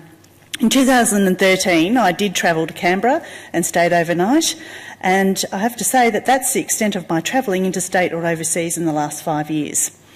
I'm supportive of being very transparent to our community, and I'm definitely interested in working for our community and in the best interests of our community. And if that means I need to make a trip to Canberra, for example, to meet with our federal representatives on behalf of our community, I will do it.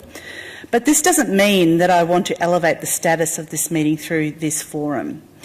And I think, as it was outlaid before by Councillor Baxter, I don't want it to cause any undue concern or political sensitivities or insecurities locally, and that is a key concern for me. I also think there needs to be trust in the Mayor.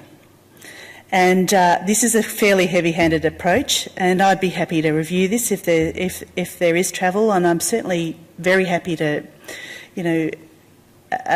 convey, what happened on that travel afterwards. And I certainly encourage conversations and communications amongst councillors, and we even have a section in our council reports by council delegates, which does in fact encourage that community announcements of what we've been doing, and very few take up that offer now. So hopefully we can communicate this a bit more freely. I think there is enough rigour in place at the moment. I wouldn't want to remove the delegation from the CEO for that emergency travel. I also am wondering, in the instance that we have a hostile council and a councillor wants to go on an MAV development weekend, like Councillor Gross did, and that wasn't allowed, that would be a really poor outcome for our community and for the councillors. So there are many instances where this might not work. So we need to consider all of those. We shouldn't disadvantage any councillor for that. So, Councillor Gross, Councillor Pearl, would you like to close? Okay. Sorry, Councillor Copsey, you'd like to speak. Sorry. Yeah, sorry. I'm sorry if I've stuffed the order. No, and most points have already been made. Thank you, everyone, for considered debate on this point. It's a really important value that all councillors share on this council, transparency, and thank you, Councillor Pearl, for giving us the opportunity to speak about how we live that value. I'm generally very supportive of the intent of this motion, but I think that there are some possibly unintended consequences that will actually compromise the ability of councillors and the Mayor to perform their jobs. So I would urge you to come again in future. Perhaps we can talk about this outside the chamber and have another go at this, making sure that we end up with something that achieves the goal of transparency for our community, which is of course crucial. I'm quite in favour if the nature of the travel is not sensitive. I think the report back to council is an excellent idea and a great chance for us to share some of the benefits that often come from, for example, cultural exchange, for example, in a municipality where we are wanting to establish world-leading initiatives, the ability to learn from overseas experience, if that were to come up and to be considered appropriate. So I think that the guts of this is right. We just need a little bit more work to put it in a form that won't create difficulties for councillors performing their legitimate roles. Councillor Pearl. Perfect. Just a few points. Obviously, Councillor Baxter in particular did seek your feedback before the motion was submitted via email, so I'm sorry you didn't raise those very legitimate concerns that you had with me when you had the opportunity to do so before it was submitted.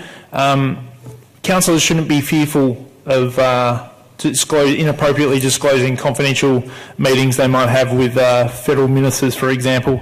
These items would not necessarily, as they wouldn't currently be disclosed in our normal disclosures, and I don't see that as a reasonable means. I do take your feedback on board in terms of the wording of Section 1 and Section 2, and I think that's where most people, ultimately this looks like it will fail this evening, had the issues with it. Increasing transparency and accountability is something we should all take very seriously. And Section 3 and Section 4 of this motion is where the heart of it is, and what ultimately is reflected in what our community normally accepts of us. It's not unreasonable to ensure that if the Mayor or a councillor wants to go interstate to see federal ministers, we have fantastic federal representatives representing this area already that can do our bidding on our behalf. Senator James Patterson's a good example, for example. and some good local members also in the area that can help put our case if we ever have a situation where we need the council's interests represented at those levels of government. That's what those representatives are for. Looks like this one's going to fail this evening, but obviously I politely and respectfully thank everybody for the feedback they provided before, during and hopefully after this meeting. So thank you. Thank you, Councillor Pearl. I'll put that motion. All those in favour? All those against? That motion Division has required. failed. Councillor Simic, you're going to let me off tonight. Councillor Simic has requested a division, so I'll ask for your vote again. All those in favour? Councillor Gross, Councillor Pearl and Councillor Bond. All those against? Councillor Baxter, Councillor Crawford, Councillor Simic, Councillor Voss, Councillor Brand and Councillor Copsey. That motion has failed. Thank you. Councillor Baxter has foreshadowed a motion in the event that it has failed. Councillor Baxter, can you please read your motion? Yes, so in the interests of Councillor Pearl doesn't want to hear my motion, but in the interest of... Okay, it's just, well, I can understand that. So in the interest of increasing... Oh, okay. Point of order, Madam Mayor. We're losing councillors by the minute. Should we have a comfort break and resume in 5 minutes? I'd be happy with that. Comfort break, yes. Thank you. Let's have a break, 5 minutes.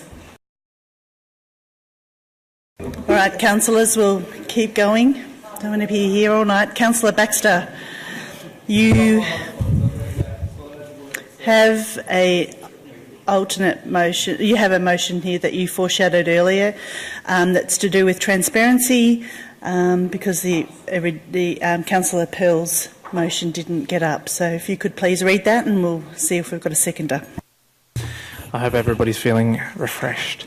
I've got a motion here that, like I said, I'm very keen on transparency, so this is related, that Council calls for a report from the officers on, one, how Port Phillip is tracking against the recommendations made in the Victorian Ombudsman report into the transparency of local government decision-making released December 2016, and two, any recommendations on how to improve Council's reporting on councillor expenses. Happy to speak to that when you're ready. Thank you, Councillor Baxter. Do I have a seconder? Councillor Copsey to second. Councillor Baxter, please. This report came out late last year. I read it at the time with great interest because I'm a giant nerd, and I looked at. They had a number of different case studies of different councils in terms of how transparent their decision making has been.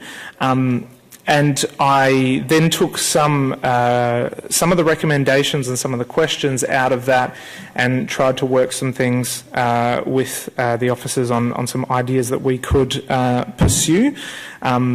At the time, I then went and worked on some other things, and I assumed that in that time the officers have still been bubbling away on that. So I think it's time that we call for a report on that report and what our findings are from that. The second part of the motion is about when we talk about councillor expenses, which was one of Councillor Pearl's concerns when it comes to his motion. I think that one of the key things is that the public, well, travel expenses is... That's not a concern at all. Okay. But how we track travel expenses is in our reporting, which happens regularly, and that's one of the ways that the public can hold us to account for decisions to attend certain things or take certain trips. I think that if there's any way that we can make that process of reporting more transparent, it'll make it easier for the public to hold us to account on those sorts of things. So this is basically, it's just a motion to call for a report. Thank you, Councillor Baxter. Councillor Copsey, would you like to speak? Only to say that yes, it's pretty timely, given we have this fresh set of recommendations from the Ombudsman, that we work through them in some kind of sensible order, and it would be great to hear from the officers about how we can generally improve transparency at the City of Port Phillip based on those recommendations. I support the motion. Thank you, Councillor Copsey. Councillor Gross. For some advice about whether this is an okay motion to move on the back of a notice of motion. Councillor Gross, I did rule that it was okay. to do with transparency, so it's still to do with transparency, and so that's why I allowed it. If you'd like to ask a clarifying question of the officers to get a second opinion, you're welcome to do that. Thank you. Mr. Chick. Madam Mayor, I think there's a tenuous link between the foreshadowed motion and the motion, Councillor Pearl's notice of motion. The link would be in relation to increased transparency and accountability and improve reporting on council expenses, which may include travel, but there's not a direct link between the two motions. So in your view, Mr. Chick, I suppose that's what we've got to, I know it's my call, but would you allow this motion? Is that a fair question? Yeah. It's your call. You can't outsource your decision.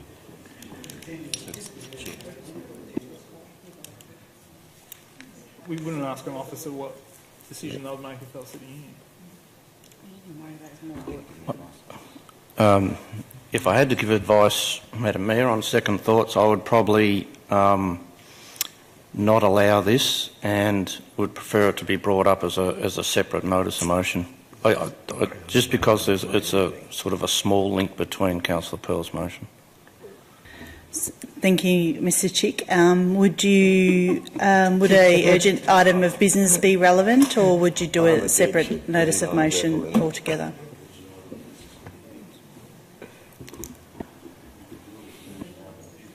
Oh God, you're seething with me. There is always the option of an urgent item of business. Council would have to resolve to be happy to consider that matter as an urgent item. Thank you, Mr. Chick. Yeah. I will take your advice, and sorry, Councillor Baxter, this will have to live for another day. I'll foreshadow that I'm happy to bring this to a future council meeting, preferably the next council meeting, so that we can all show our dedication to transparency. Maybe we work together, Councillor Baxter. Thank you, Councillor Baxter. Right.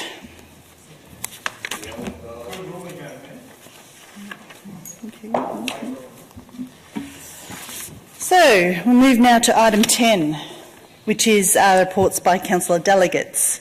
Councillors, are there any reports to be made? No? There are none tonight. Maybe another night. Oh, yeah. Look, I just say that the Older Persons Consultative Committee met and had a great meeting, and people please look for our festival coming up. It's an absolute ripper. There's some fantastic stuff there. Agreed. Thank you, Councillor Gross. Then the next item is confidential matters. So, councillors, we've got one item of confidential regarding a contractual matter for the Melbourne Renewable Energy Project. So I'll now call on the councillor to move that the meeting be closed to members of the public to consider a confidential item. Councillor Gross to move and Councillor Brand to second, so that the meeting will be closed to members of the public in accordance with Section 89(2)(d) of the Local Government Act 1989 to consider a confidential item relating to a contractual matter. I'll now put that motion. All those in favour? That's carried.